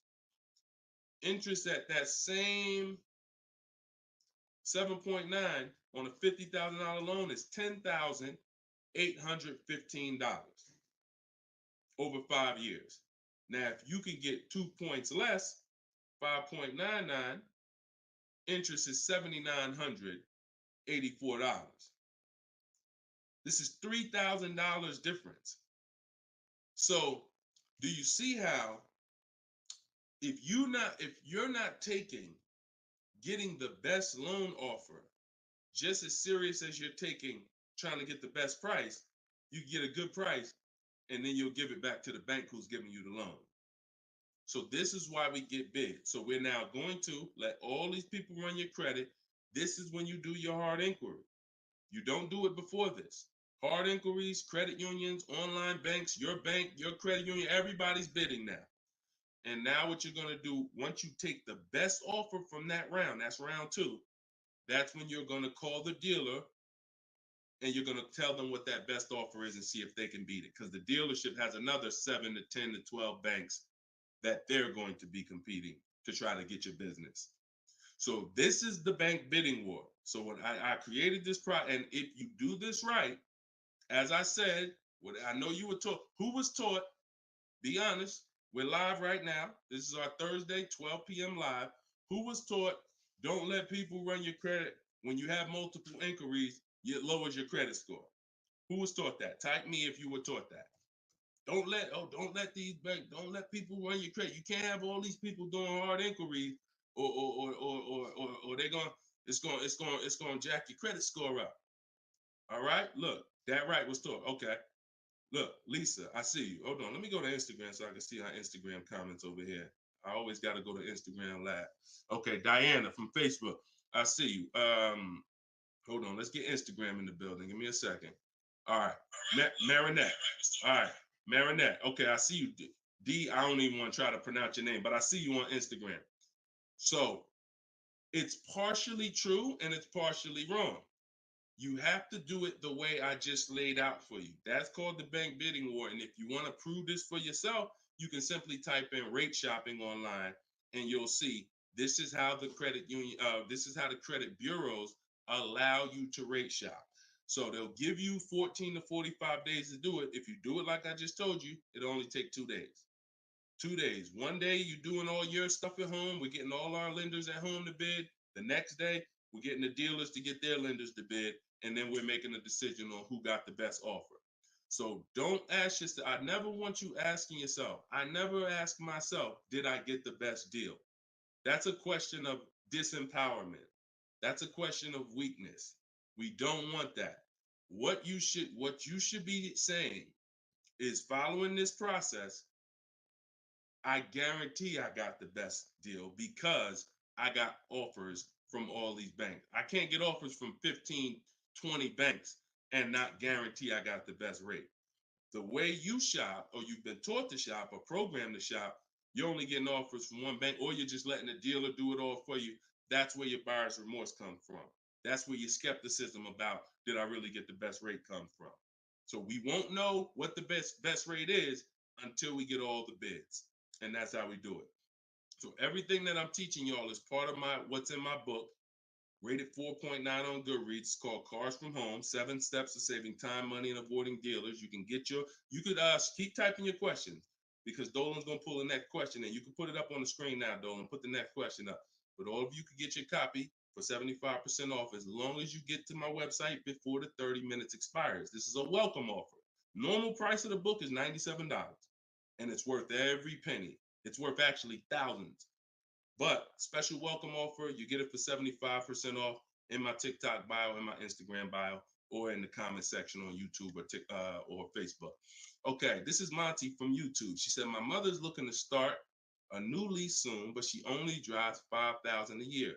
What's the best option? Low mileage lease if she's not keeping the car. So if she's not keeping the car, Monty, watch this. I run this scenario a lot, and I want y'all to, because some of you, you were taught never to lease. If you stick around this channel long enough, you'll see probably within minutes that that's some of the worst advice that you've ever listened to. If you don't keep your cars 8 years, so we'll talk about that, and we show examples. It's not even up for debate. People who try to debate it, they're emotional and they're tied to old advice. So once you have decided you're leasing, which means I'm not keeping my car 8 years, I want to avoid that depreciation, then I need to be shopping for aggressive lease deals, because it's the short term. Again, this is another unseen expense, depreciation. This is why, look, when you buy your car today, you buy a $40,000 car today, you try to take that car back to the dealership a month later, what's it worth? You try to take, you buy a car today for $40,000. You try to take that car back to the dealer a month later. Is it worth $40,000? Right? No. A month. You might have even not you might have not even driven it. But that's the way depreciation works. You don't have to drive the car. In fact, here's another scenario. You could park the car outside your house for a year. You buy it for $40,000, park it right outside your house, don't even touch it. Just start it every now and then to keep the engine running. You come back a year later, that car is not worth $40,000. It's worth probably $32,000. Dang, how did I lose that much value and I didn't even drive it 1 mile? Depreciation. That's called the unseen expense. So whenever you hear me talk about the unseen expense, it's depreciation. So your job is to find the strategies, which is what I teach, to make sure you avoid the depreciation hit. So if you buy a car, Monty, even if she doesn't drive it, even if she only drives it 5,000 per year, 5,000 miles a year, like you're saying, she's losing value. And what she's doing when she replaces the car is she's hoping she could get some of that value back that she lost. It really never happens. Who understands that when you go to trade your car in, you never get what you really thought you were going to get for the car, right? Now, I'm going to ask you a question. Everyone who has a car outside that's 10 years old or more, 10 years old or more, type me in the comments. Matter of fact, let me know how many years you've had the car. That's a better one. Type how many years you've had the car. And for those of you who just came to the show, this is our Thursday, 12 p.m. live show. We're actually live right now. This isn't a rebroadcast, although we do rebroadcast these shows throughout the day, all day, so that you can actually catch up, watch the replay. But this is our time. We're live Monday, Tuesday, Thursday, and Friday, 12 p.m. and 3 p.m. Make sure you're here. If you want to engage with us, make sure you're here. If you want to tell your friends, this is the time to be here. Okay, so we got people 11 years. Can Skin on Instagram, 11 years, 13 years. Jessica on YouTube, I see you. 6-year Jeep Wrangler. Well, I wanted to hear from people who are longer. 2018 Sakia. So, all right, 15 Tahoe. Okay, I'm talking about the people who've had a car 10 years or more. One thing about you that listen, are y'all worried about how much you're really going to get for that car? Are you overly worried about it? Most of you are going to say, no, not really. It's worth a couple thousand, but you've used most of the value. You understand that? Look, Big Meek said I got 08 4Runner on TikTok. So we understand when you have kept your car long term, I'm not concerned with resale value much, because my whole goal with having this car was to use up most of the value. So that's what you do if you're a buyer. If you're not going to get to this level, this is what I'm telling you, that you are now losing because the depreciation of your car is the highest in the first 5-6 years. So in order for you to win, you have to keep that car, what I call the 8-year rule, 8 years. That's when the depreciation starts to level out, where you're not losing value like this. And so regardless of how much you're driving, that's not the key. That's not the key. Monty's mom is driving 5,000 miles a year. Who's a high mileage driver driving more than 18,000 miles a year, type HM? I want you to know, I want to cover all the bases for this question here. Oh, what doesn't matter whether you're a high mileage driver, low mileage driver, it has nothing to do with how much you drive, because that's not what's killing you. It's the depreciation based on the time you have owned the vehicle. And if you're not keeping that car 8 years, you should be shopping for aggressive leases. Now, before we go to the next question, I'm going to show y'all an example of why it is impossible. Yes, impossible. No way, shape, form, fashion. You can get a great deal if you purchase, but you should have leased. Okay? Let's use this scenario. Let's use Frina. Let's use Frina as an example. So Zafrina, she picks up, and you can see this date. She's recent. This is just, not too long ago. So Frina gets a $65,000 Jeep Grand Cherokee. She uses my system. You can see she uses the Cars from Home system, where she gets bids, multiple bids. We get at least 5. So don't look at this price and be like, oh, Deshone, that looks incredible. Yeah, that's because we get this through bidding. You get the best price. That's what we do here. So stick around, you'll understand if you're new to the show. But she's paying $579 a month for a $65,000 Jeep Grand Cherokee. Just so we can, let me level this out for y'all. If she pulls up to someone who decided to purchase because they didn't understand leasing, or they was taught never lease, so they're gonna go in, they want that same truck as her. Let's just assume they got a ridiculous, how much is a great discount on this Jeep? I want to use your numbers. Type in the comments, what do you think is a great deal, a great discount? She go in just but don't be realistic though. Somebody walk in, she go in and she looking at this $65,000 Jeep. Somebody's going to purchase it though.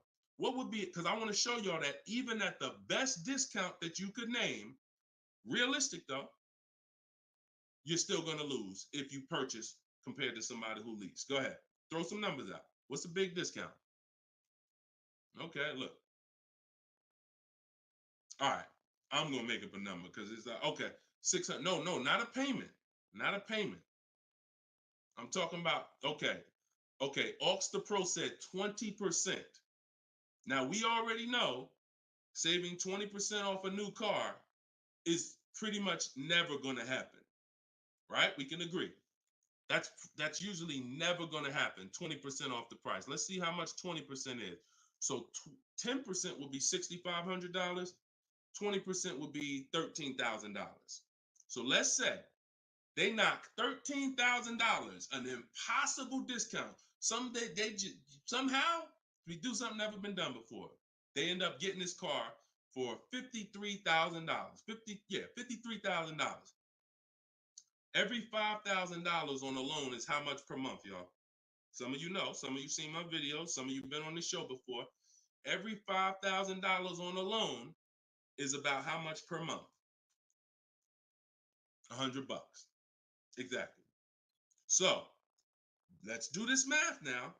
Continuing to drive this point home that there is no way for you to get a great deal when you purchase, but you should have leased. So the same person who just got this unbelievable, never gonna happen discount of 20% off a brand new car, $53,000, what's their car payment? $53,000, car payment's about $1,050 a month. $1,050 a month for 5 years. Let's just say they take another year on the loan. They say instead of a 5-year loan, let's take a 6-year loan. $900 a month for 6 years. Freena's paying $579. Is that sinking in? Type $ if that's sinking in. that, whoa, you telling me, Deshone, the same price that this person just got, and she got a ridiculous lease on it, she's paying $579 a month, even if a person got an never gonna happen discount. I literally just took what my man here on Instagram threw out, and he knew he was throwing out something crazy by saying 20%. Even with the 20%, payments $500 a month more than Freener got leasing it. Now let's do one more scenario here. One more. See, all of this is what I'm teaching. This is in my book. This is why the book is 4.9. Goodreads.com. Thank you to everybody who's reviewed the book, Cars from Home, 7 Steps to Saving Time, Money, and Avoiding Dealerships. One more scenario. Let's throw a used car in here. So we already looked at Freener's deal, brand new, great lease. Second, brand new, never gonna happen discount. Now let's throw a used one in there. Let's say somebody says, you know what? I'm looking for a hold on, I want to put that back up, Dolan. Let's keep that up because we're talking about this scenario. So please put Freener's deal back up on the screen, Dolan. Matter of fact, here I got it right in front of me. All right. So we got third scenario here. Somebody now is saying, all right, I'm gonna find that truck used though. So instead of 65, good price on a used one. Let's say we find one that's like 40% off, 3 years old. Again, I'm using extremes to show y'all. So some of you are like, Deshone, if you're using extremes and it's this different, dang, I've been overpaying by not understanding leasing. Yep. I wish I had Dave Ramsey here. I wish we could get Dave Ramsey on the show. You know, I wish he was in the audience. I wish him, you know, because unfortunately, look, shout out to Dave. I know he has the right heart, the right intentions, but he has the wrong information. He's what I call confidently incorrect. That means dangerous. You're dangerous. When you're confident and incorrect, you're dangerous to yourself and others.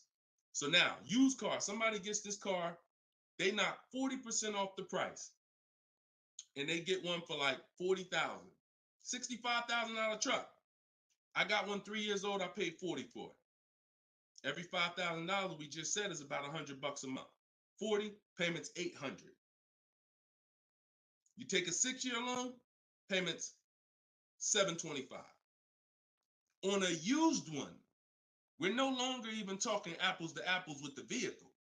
On a used one, $579 Freener's paying, $725 for a 6-year loan on a used one, 3 years old, 1 year on the warranty left. Then you're on your own. $1,000 a month to buy a brand new one. See, son, you getting mad yet? Are you getting mad yet at the people who taught you not to lease? Now, who should be? Because some of you, if you just tuned in, you might be thinking, oh, Deshone, so should I only lease? No. If you are not keeping your cars 8 years, then you should only lease. Because when you buy, if you keep the car long enough, you can win. Because you're going to pay double what Freener's paying if you buy a brand new one. You're going to pay more on a used one, but eventually you pay off the car, you keep it 8, 10, 12 years. The longer you keep it, you can catch up. You're still not going to, you get what I'm saying? Because Freener's always going to have a payment. If she keeps leasing, she's always going to have a payment. But if you keep buying your cars, trading them in 5 years, trading them in 6 years, trading them in 4 years, you are no way, shape, or form even close to this. You're thousands and thousands of dollars away. There's thousands of dollars more every year coming out of your bank account than someone who understands leasing. Yeah. Tell your parents, tell your cousins, tell your brothers, tell your spouse. This is what I've been ranting about for years, trying to get you to understand. That's why I say there's no way to get a great deal if you don't understand. If your deal's on the wrong foundation, no way to get a great deal. It's impossible, no matter how much you save on the car. Okay? So yeah, we go deep on that today. Good. I'm happy we got a chance to go deep. All right. I see a lot of people typing $signs. You understand. All right, Dolan, shoot the next question up. Skinner, I see you on YouTube, man. It's real. It's real. This is what we do, man. I'm glad we gotta look. I'm the bad news first person, so don't think I gotta share the bad news first, and then but I'm also giving you the olive branch to like you can change this. You can start doing things different. You can start shopping different. You can learn how to make these people big. So go ahead, shoot the next question up, Dolan. Let's keep them coming. We're Thursday. We're live right now, y'all. So if you just jumped on the show, this is our live 12 p.m. show. Type your questions, and can y'all tap the screen on TikTok? Can we shoot those likes up? Can we? If you're gonna spend time with us and you're getting value out of what we're doing, I need everybody who's getting value hit the like button and start tapping the screen if you're on TikTok just to show that. Run those likes up. All right, I see it. See y'all lighting it up already. All right, Facebook, James. I'm an old school guy that was told not to let anyone run my credit. I'm not even sure how to download your book. Maybe you could walk us old timers through the process of downloading it. Unfortunately, I teach an online system. I'll be the first one to tell you my system's online. My system's right here in front of a computer. I've worked personally with probably 1,600 people personally in my coaching program since 2021. They got to know how to use a computer. I've had older people who get their children, who get their grandchildren come because and sorry y'all, my eyes are watering. I got a little something trying to jump on me, but we good. But I would be lying to you if I told you this isn't based on because we use copy and paste systems. You're sending emails. So that's one thing I can say. I wish I could, tell you otherwise, but if you want to use what I teach, I mean, now I've had people who get their grandchildren or get their children because my system to get great deals only takes 90 minutes.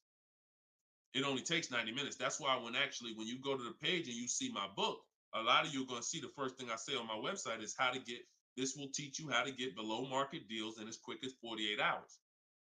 And the time you're putting in to get those deals is probably going to be about 90 minutes once you learn, as I walk you through my 7-step process. But you got to know how to use a computer. So I'm just being real with you. Like, I wouldn't tell you to get the book if you're not comfortable sending emails, copying and pasting, because it is an online system. So I would tell you, call one of your family members who's computer savvy. Tell them, hey, get this book, work this for me, help granddad out, help dad out. And not only are you helping yourself, but they'll now have a skill so that they can learn, so that they're now making dealers bid and they're at home. That's just me being as honest as possible with you. All right. Great question, though. Great concern. Skinner, what's up, my man? Skinner from YouTube. Deshone, what are the bank necessarily looking for different from what the dealership is? Banks want to lend. So think about where you're at right now. Skinner from YouTube just asked, so what is the banks necessarily looking for different than the dealerships? Banks, there's more banks around us that would want to lend us money to buy a car than we know about.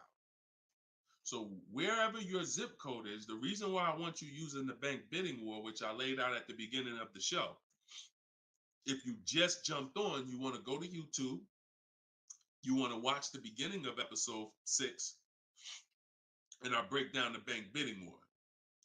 If you don't have my book, if you have my book, then you know the bank bidding war. Now, it's about letting the people who want to bid, because the dealers, here's the difference. It's your positioning. When a dealer knows you don't have any leverage, you haven't shopped bank offers, you're basically waiting for them to tell you what their bank said. Here's usually the conversation. What is the most interest? What is the highest rate you think they'll take? What is the highest rate that we can actually get them? And it might be 6.2, but at 6.2, we make some nice money on the loan. But that's not the best I could do. But I'm not going to give them the best I could do, because what sense does that make? I'm going to give you the most you're willing to pay. So if I go out and say, look, we got you 6.2, your payment's this. If you don't fight them, then that's what's going to happen. But when you have offers, now what you're doing is calling them and saying, look, I got 5.79 from my credit union, or 5.79 from this online bank. If you could beat it, then I'll give you the business.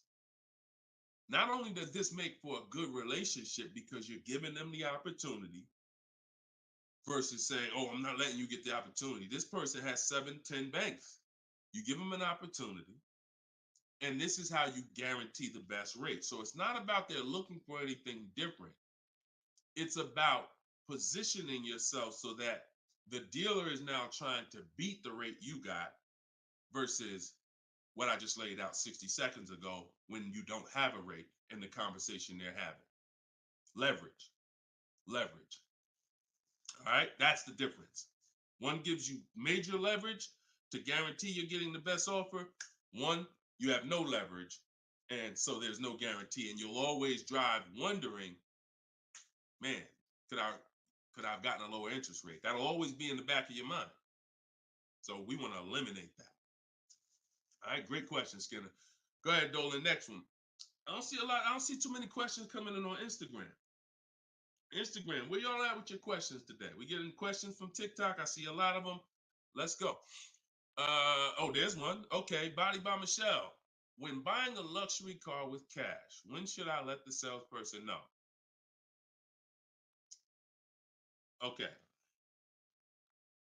The process of what we teach doesn't change doesn't matter what you're buying. We've had people get Maseratis, get high performance BMWs. I know this works because bidding just works. So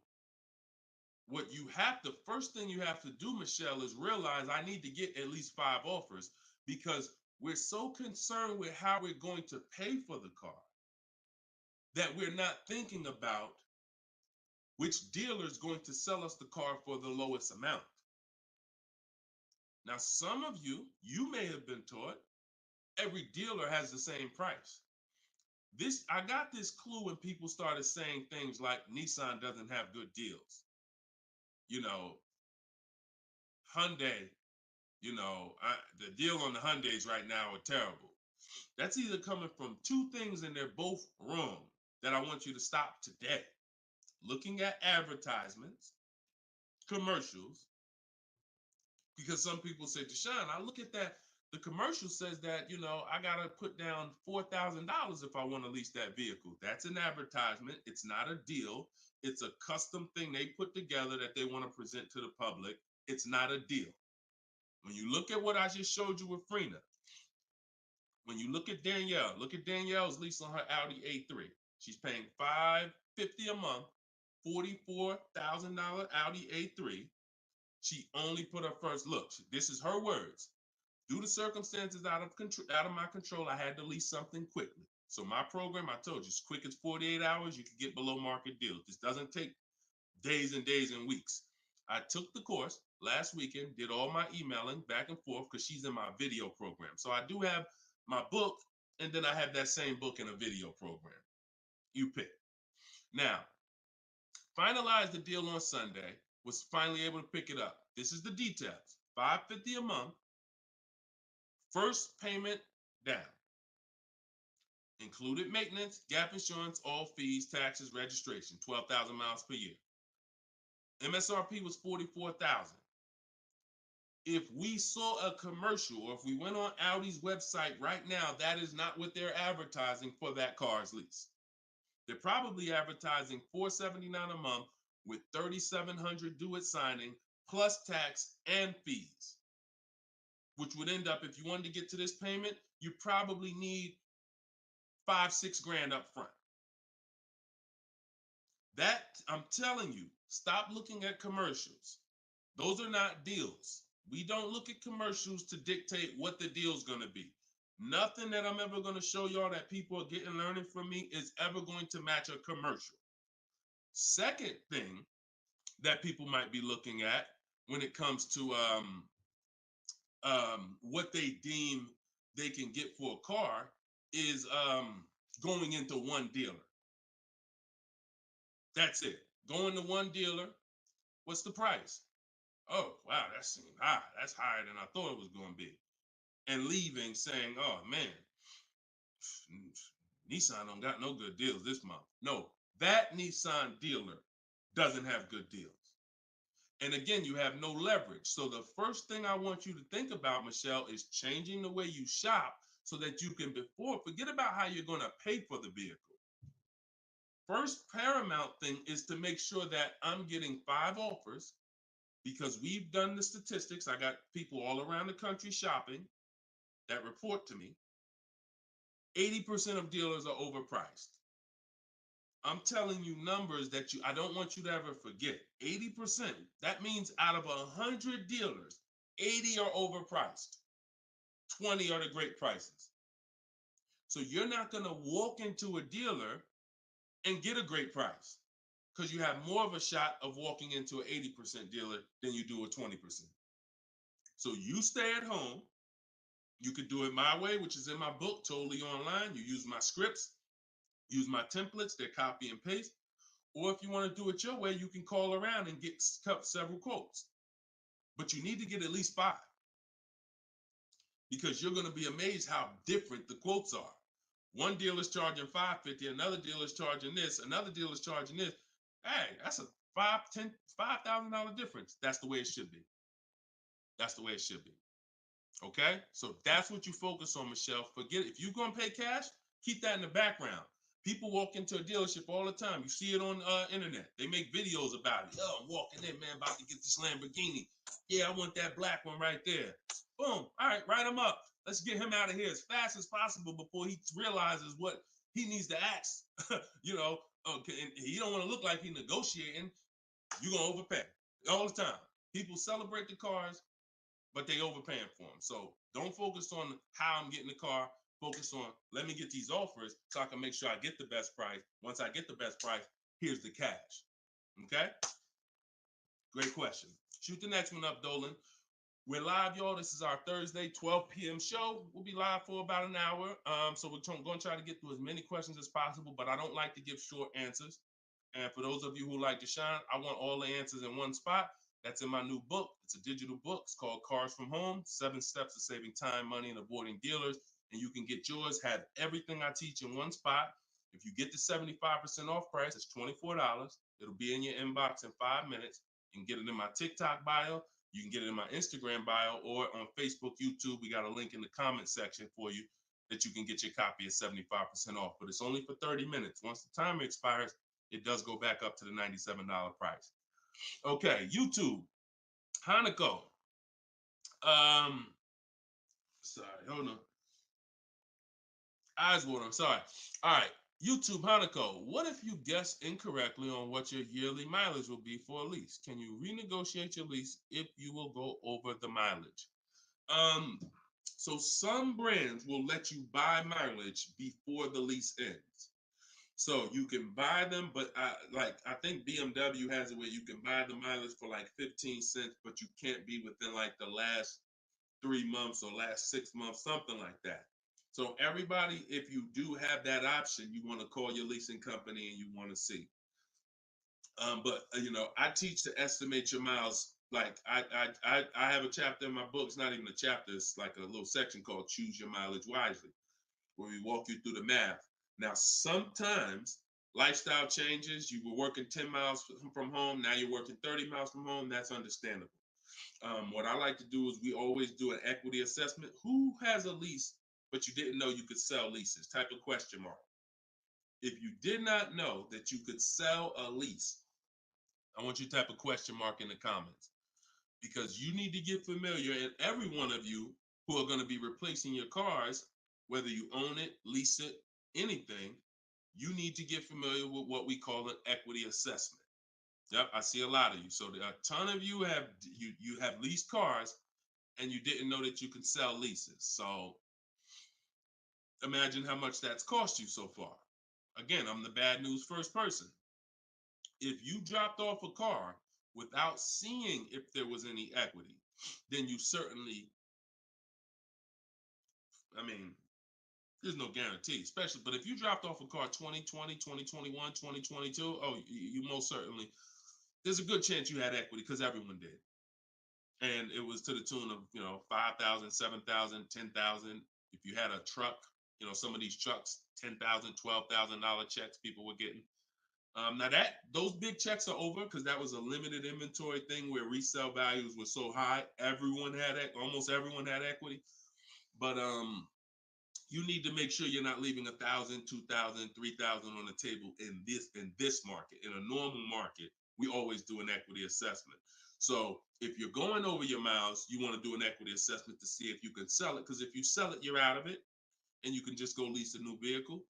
But so the equity assessment is you call your bank, you get your payoff. You go, once you have your payoff, you want to ask them. It's only for leases. This question, the second question is only for leases. Do I have a third party restriction? If they say yes, you just need to make a note of that. If you don't have a third party restriction, and there's several brands that don't, Chase, Toyota, Mazda, there's still a couple leases out there that don't have third party restrictions, then you're going to go and you can sell to any of the online bidders, highest bidders. You get all these offers. And look, let me be clear on when you should be doing this. Before you ever think about shopping for a car, you gotta take care of your equity. You shouldn't be shopping for a car and then saying, all right, now let me check and see what equity I got. Because now if you don't, you need to know that up front, because if you have $3,000, $4,000 of equity, that matters going into your budget. Maybe you want to apply it to your next deal. Maybe you want to put it in your bank account, but you need to know about it early. That's why it's the second step in my system. I got 7 steps. Equity assessment is the second step. As soon as you think about getting a new car, your first question should be buy or lease. Should I buy or lease? That means, am I keeping the car 8 years or not? And then the second thing is equity assessment, because that's going to tell you your positioning with your current car. So once you get your payoff, you go to the Carvana, CarMax, Driveway, and you look, you do what you want. I would not suggest you be lazy in this. This takes 20, 25 minutes, and this is your money. So you go to those websites, CarMax, Carvana, Driveway, Kelly's Blue Book Instant Cash Offer, hold on, Auto Nation Sell My Car, and Car Google Sell My Car. 6 offers, 6 cash offers, and that's going to tell you your equity position. That's once you know that, because some of you are going to do that and find out you got negative equity. Now you have to plan accordingly. Some of you are going to do that and find out you got 4,000 of equity. Now you got to plan accordingly. Some of you in leases are going to do that and find out you have no equity, in which case, okay, I just need to wait until my lease is up. I can't get out early. But so the equity assessment tells you how you can move to the next step. Okay? So that's what you focus on. That's what you focus on at this particular step. Okay? Go ahead, shoot the next question up, Dolan. All right, we're getting a lot more. I'm gonna try to go faster, but go ahead, shoot the next one up, Dolan. This one's Instagram. That's my man that I said I ain't want to butcher your name. Might even be a woman, so I'm not even gonna try to pronounce the name. But my lease is up in 6 months. I would like to lease again. Is my current lease gonna hurt me when trading it in? Equity assessment. I'm glad you asked that. Equity assessment. That's the game. See, those are the questions that gets answered with the equity assessment. Is my lease going to hurt me or help me? Do the equity assessment and you'll know. Now, if you have a third party restriction, then we can't sell direct to these online buyers. We have to sell to a local car dealer of the same brand. So I have a script in my book where I walk you through talking to used car managers so that you can actually sell your car locally to them. You're selling a 2 or 3 year old car, usually good mileage for most. We need to sell that car to a local used car dealer, but we are still getting bids. We're not walking in. This is what a lot of people did. You may have did it. Man, I got a third party restriction. I'm gonna just walk into the dealer. Hey, yeah, look, I know I got equity. You don't realize how you're making it hard for someone to even help you because you don't know how much equity you got, and now you're coming in and you're not really saying what you know. When you're at home and you're talking to managers, you're talking to people and getting offers for that car, you can speak intelligently. And we only talk to used car managers in those cases. But that's only if you have a third party restriction, because some people, another thing they were doing is buying their cars and then turning around and reselling them. Reason I never do that is because, and nobody who's listened to me, even throughout the pandemic, I don't think we had one person do that, is because when you buy, you pay taxes, you pay fees. So yeah, if I had 5,000 in equity and then I buy the car and resell it and then I pay 4,000 in taxes and fees, by the time the title gets to me and all of that, I might break even. When we sell direct to a used car manager, a local dealership, we don't pay those fees. So although they might not pay, they're not going to pay as much as CarMax, Driveway, and any of these online bidders, we still get offers from them because we don't have to. They're not going to pay those fees. We're not. Those fees aren't going to come out of our profit. Okay. Equity assessment. Again, D. I'm gonna just call you D. Go ahead. Next question, Dolan. Exactly. Exactly. Auto advisor. Equity assessment. How'd you come up with the auto advisor? That's so funny. I'm just not used to seeing, I'm not used to seeing anything that says the auto advisor unless it's there's a lot of Deshone the Auto Advisor accounts going around inboxing people to buy crypto. I don't do anything but car education. So if it ain't about cars from home, my book, if it ain't about cars from home, my video library, it ain't about my coaching program, then it is not me. Stephanie from TikTok. So you can ask any lender, even if they don't work with them directly at the dealership? Absolutely. These people lend money. They don't care about selling you a car. People that lend money want to give you a loan. Good question. Absolutely. Go ahead. Shoot the next one up, Dola. All right. Everybody getting value out of the show so far? Type dollar signs. Let me see the dollar signs. If you're enjoying and you're getting value out of this show, just by the way, for those of you who just came, this is live. This is our Thursday live show. We rebroadcast these shows throughout the day, so that everyone can rewatch them. So you might see a rebroadcast, but Monday, Tuesday, Thursday, and Friday, 12 p.m. and 3 p.m. is when we're actually live. So when your coworkers, your family is talking about car shop, you want them here 12 p.m., 3 p.m. We're actually live Monday, Tuesday, Thursday, and Friday, Eastern time. All right. This one's from Instagram. How do you get a great lease deal? Bids. It's the only way. Because all right, so I'm gonna give you an example of how not getting bids will actually deceive you, and you could possibly think you got a great lease deal. So this is Charles. He got a Palisade. Palisade's probably one of the top 5. Definitely throughout the pandemic, it was probably top 5 most popular, SUVs. People were overpaying, and I don't want to, I don't, you might have one, and unfortunately, a lot of people overpaid for these, and they're still overpaying for them. So he reached out to 3,500 dealers. Now he used my system. So this probably took him about 25 minutes. I have something in my book. My strategy is called the 25 to 5. What that is we're connecting with 25 dealers online. And our goal is to get 5 offers. Because if you want to show earlier, I told you 80% of dealers are overpriced.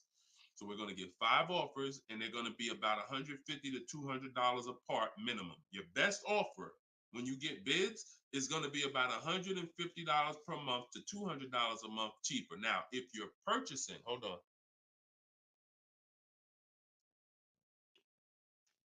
All right. Now, if you're purchasing, you're going to see, for those of you who are buying new cars, because we have several people that do that, you're going to see that there's about a $5,000 difference minimum between your best offer and your worst offer. So let's say I was buying this Palisade. When I get my bids, my best offer to my worst offer is going to be close to $5,000 difference. That's when you know you're doing it right. because we get below market car deals. Some people get market value car deals. Some people pay above market value car deals. Depends on the skills they have. So he got bids. He did this, used my system. Took him probably 30 minutes to reach out to 35 dealers, maybe 25 minutes. And he got 10 quotes. Offers range from 1.23 to 1.66. Now, that's what that's what I'm telling you. The 1.26 lease that he ended up getting a 1.23 because we always send a counter offer. I have a calculator in my book where you put it in. We must send a calculator. We must send a calculator. We must send a counter offer. So he ended up closing the deal at 1.23, all online. Never spoke to the dealer until he was ready to lock up the deal. But see the difference, 1.23 to 1.66. That means he's looking at offers. His best offer was $597 on a $48,000 Hyundai Palisade. His worst offer at 1.66, that same 1.66 divided into 48,500. Hold on. 1.66 times 48,500 would be about 700, 900, call it $800. So he's getting offers. That's when you know you've done it right. So to answer your question, Tobo, how do you get great lease deals? Bids. It's the only way. It's the only way. So his best offer is $597. The worst offer he saw out of all of them, he got 10 of them, was $800. Same vehicle. 80% of dealers are overpriced. Okay? Must get bids if you want to get deals like this. Only way. All right? Shoot the next one up. Now, look, hold on real quick. I want to say one more quick thing. Until you get bids and you have enough bids, you might think you got the best deal, but you just don't know what the best deal is. See, you're going off your gut. If you're going off your gut, look at Kimberly. Kimberly saved $20,000 on her Maserati. It's a $91,000 vehicle. She posted, it was the one she ended up getting was 91 because a dealer near her ended up beating this offer she had, but it was an $86,961 Maserati. They offered it to her for $66,261. So they're taking 20 grand off. But she had offers that were 10 grand off. She had offers that was 12 grand and 8 grand. And if she would have tried to assume, well, dang, 8,000, that feels good. I mean, shoot, brand new Maserati, taking 8,000 off. That gotta be a deal. See how much money she would have left on the table? See how much money she would have left on the table? So we cannot assume. We get multiple offers. We look at the lowest one. That's how we guarantee. All right? Go ahead. Shoot the next one up, Dolan. Great questions today. Great questions. Let's go. All right. We emo on YouTube. I test drove an MD. I'm test driving an MDX soon. Okay. I test drove an MDX as soon as we finished. They tried to get me to run my credit. I told them I'm shopping dealerships, didn't like it, so the manager came in the office and tried it. No again. 100%. You look, y'all. If you don't have a plan, you're under someone else's plan. You follow me? I'm gonna say that again. If you got a light bulb emoji, type a light bulb emoji, type a gem emoji. Remember this. If anytime you don't have a plan, you will be subject to someone who has a plan. And there's nobody that has a plan like car salespeople. We know what we're doing. We are not trained in much. We're not trained in finance like we should be. We're not trained in buying versus leasing like we should be. We're not trained in resale values like we should be. We're not trained in insurance products like we should be. There's more insurances to consider with a car than there is a house. Kid you not. Extended warranty, that's an insurance policy. You might use it, you might not. Tire and wheel, that's an insurance policy. Gap insurance. You have auto insurance. There's multiple insurances that you need to consider in this business, when you're buying a car, when you're leasing a car. We're not trained in none of that like we should be. But what we are trained in is how to make sure we have enough information to sell you what we want to sell you. And so if you don't have, and the people with the least integrity, they are certainly going to try to pin you down with the credit check. Can't give you a credit. I can't give you a quote without your credit. Come in. I need you to be here.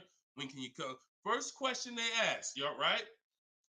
Who's getting phone calls from dealers right now? Raise your hand and type me if you're getting phone calls from dealers right now for any reason. Bring your car in early. Hey, your lease is almost up. Hey, I saw that we can get you in a new car. We can keep your payment the same. Look, nobody's business. If you're getting phone calls from dealers right now, type me in the comment. Look, Skinner said they're blowing me up. So understand the reason why they're doing that is because they want to pin you down. It's just come on in. When can you come in? When I can come in, I get you to talk. Numbers in here, it means you're pinned down. You cannot do this. You're losing all your leverage. So that's why I'm telling you, you're going to shop with a plan if you're following what I'm telling you, if you're following what I teach. Some of you have my book already. Shout out to those who have my book. We're rated 4.9 on Goodreads.com. Appreciate everybody who's reviewed the book.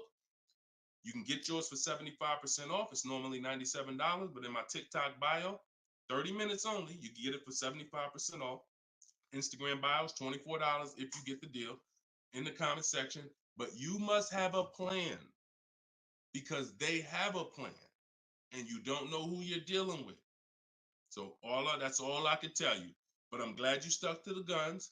Even under the pressure, you didn't let them run your credit. You stuck to the guns. Way to go. All right, go ahead, Dolan. This one's from TikTok. Better to buy used or new? Planning to keep longer than 8 years. Thank you for all that information. Let me know you understand the 8-year rule. I appreciate you. That's a matter of, okay, so if I'm buying to keep more than 8 years, right? Only question between new or used is a question of budget. Can you get everything you want and need in a new car for your budget? Once you get all your bids, can you get all those bids? Is the best bid that's going to win your business on a new car in your budget comfortably, then get a new car.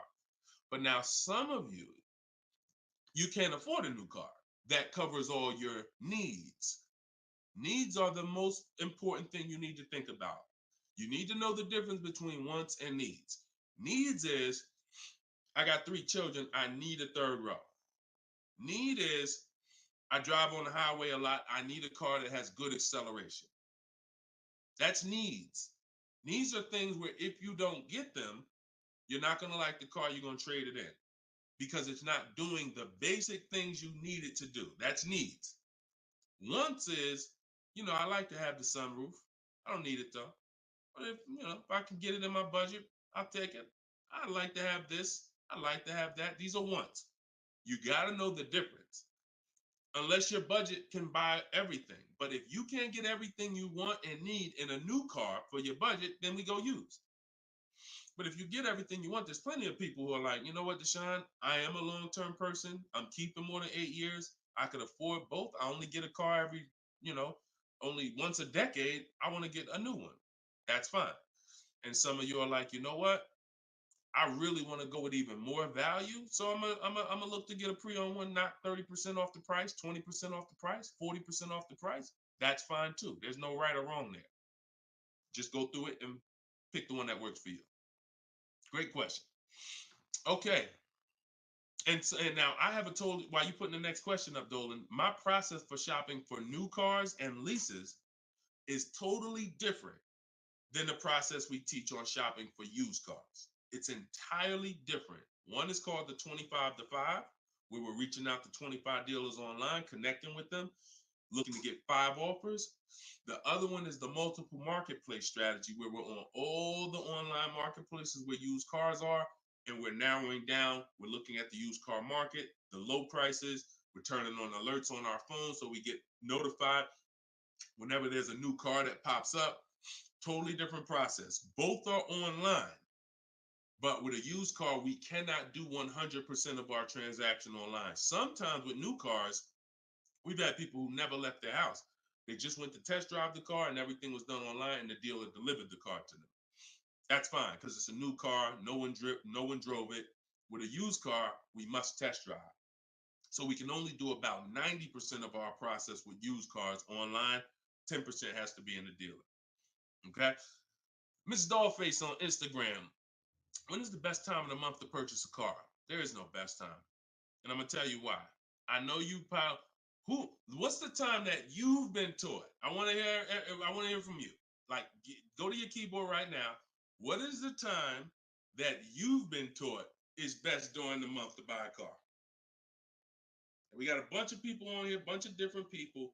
Tell me the time that you've been taught is the best time to buy.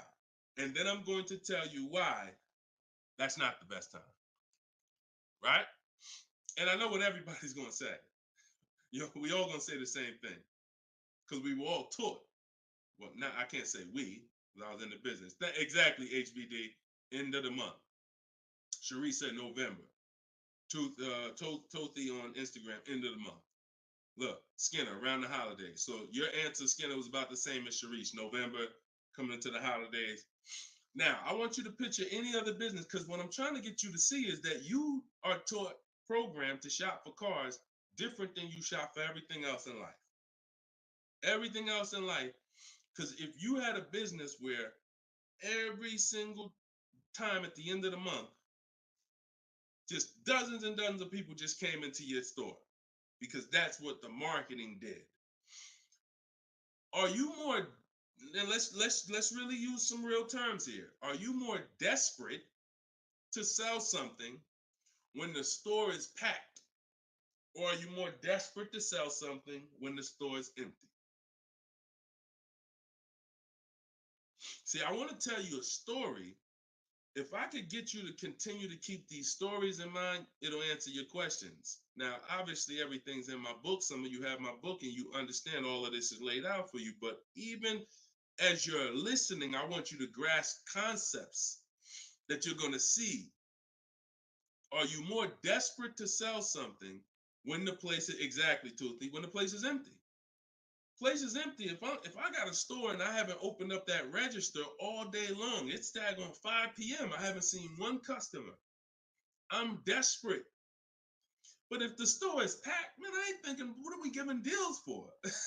You know what I'm saying? What are we giving deals for? The place is packed. We're not desperate. So the marketing is great. The marketing makes you think, oh, end of the month, we're getting the best deals here. There's clowns up here. They got daggone balloons. They got the guy outside with the arms blowing. They got signs everywhere. This is what the place is a carnival. Why do we need to give away these cars? No. You don't want to be sitting next to somebody and Jim drives off with a car and Jim done like, all right, man, have a good one, man. Yeah, you here too, man. We was here the same time. Great. Yeah, man, I'm going. And you sitting there and you going to say no to a deal. Salesman looking at you like, hey, look, do you want it or not? Because, we're real busy. There's people waiting in line. Do you let me know? So it's the pressure. It's the like. So I say that to say what you've been taught, the holidays, the end of the year, sounds good. But you're much more likely to get a deal when there's no one in the showroom. The 10th of the month, the 2nd of the month, place is dead. And I like to make sure you're positioned. So what I teach is something you need to have 2 dates in mind. 2 dates. Every time you're shopping for a car, I teach you need to know these 2 dates. The as soon as date and the no later than date. The as soon as date is the soonest you can buy a car. Soonest you can buy a car, as soon as date. You're not in the market until your as soon as date is today. Step 5 in my process, my 7-step process is in the market, getting offers. I can buy something today. That's my as soon as date. My no later than date is my deadline. Now you have to know these 2 because the time in between is your leverage. So let's just say my as soon as date is today. I can start looking at offers. But my no later than date, I got 2 months. 2 months. I need to have a car by this time, 2 months from now. That's my deadline. I got all that time in between to say no.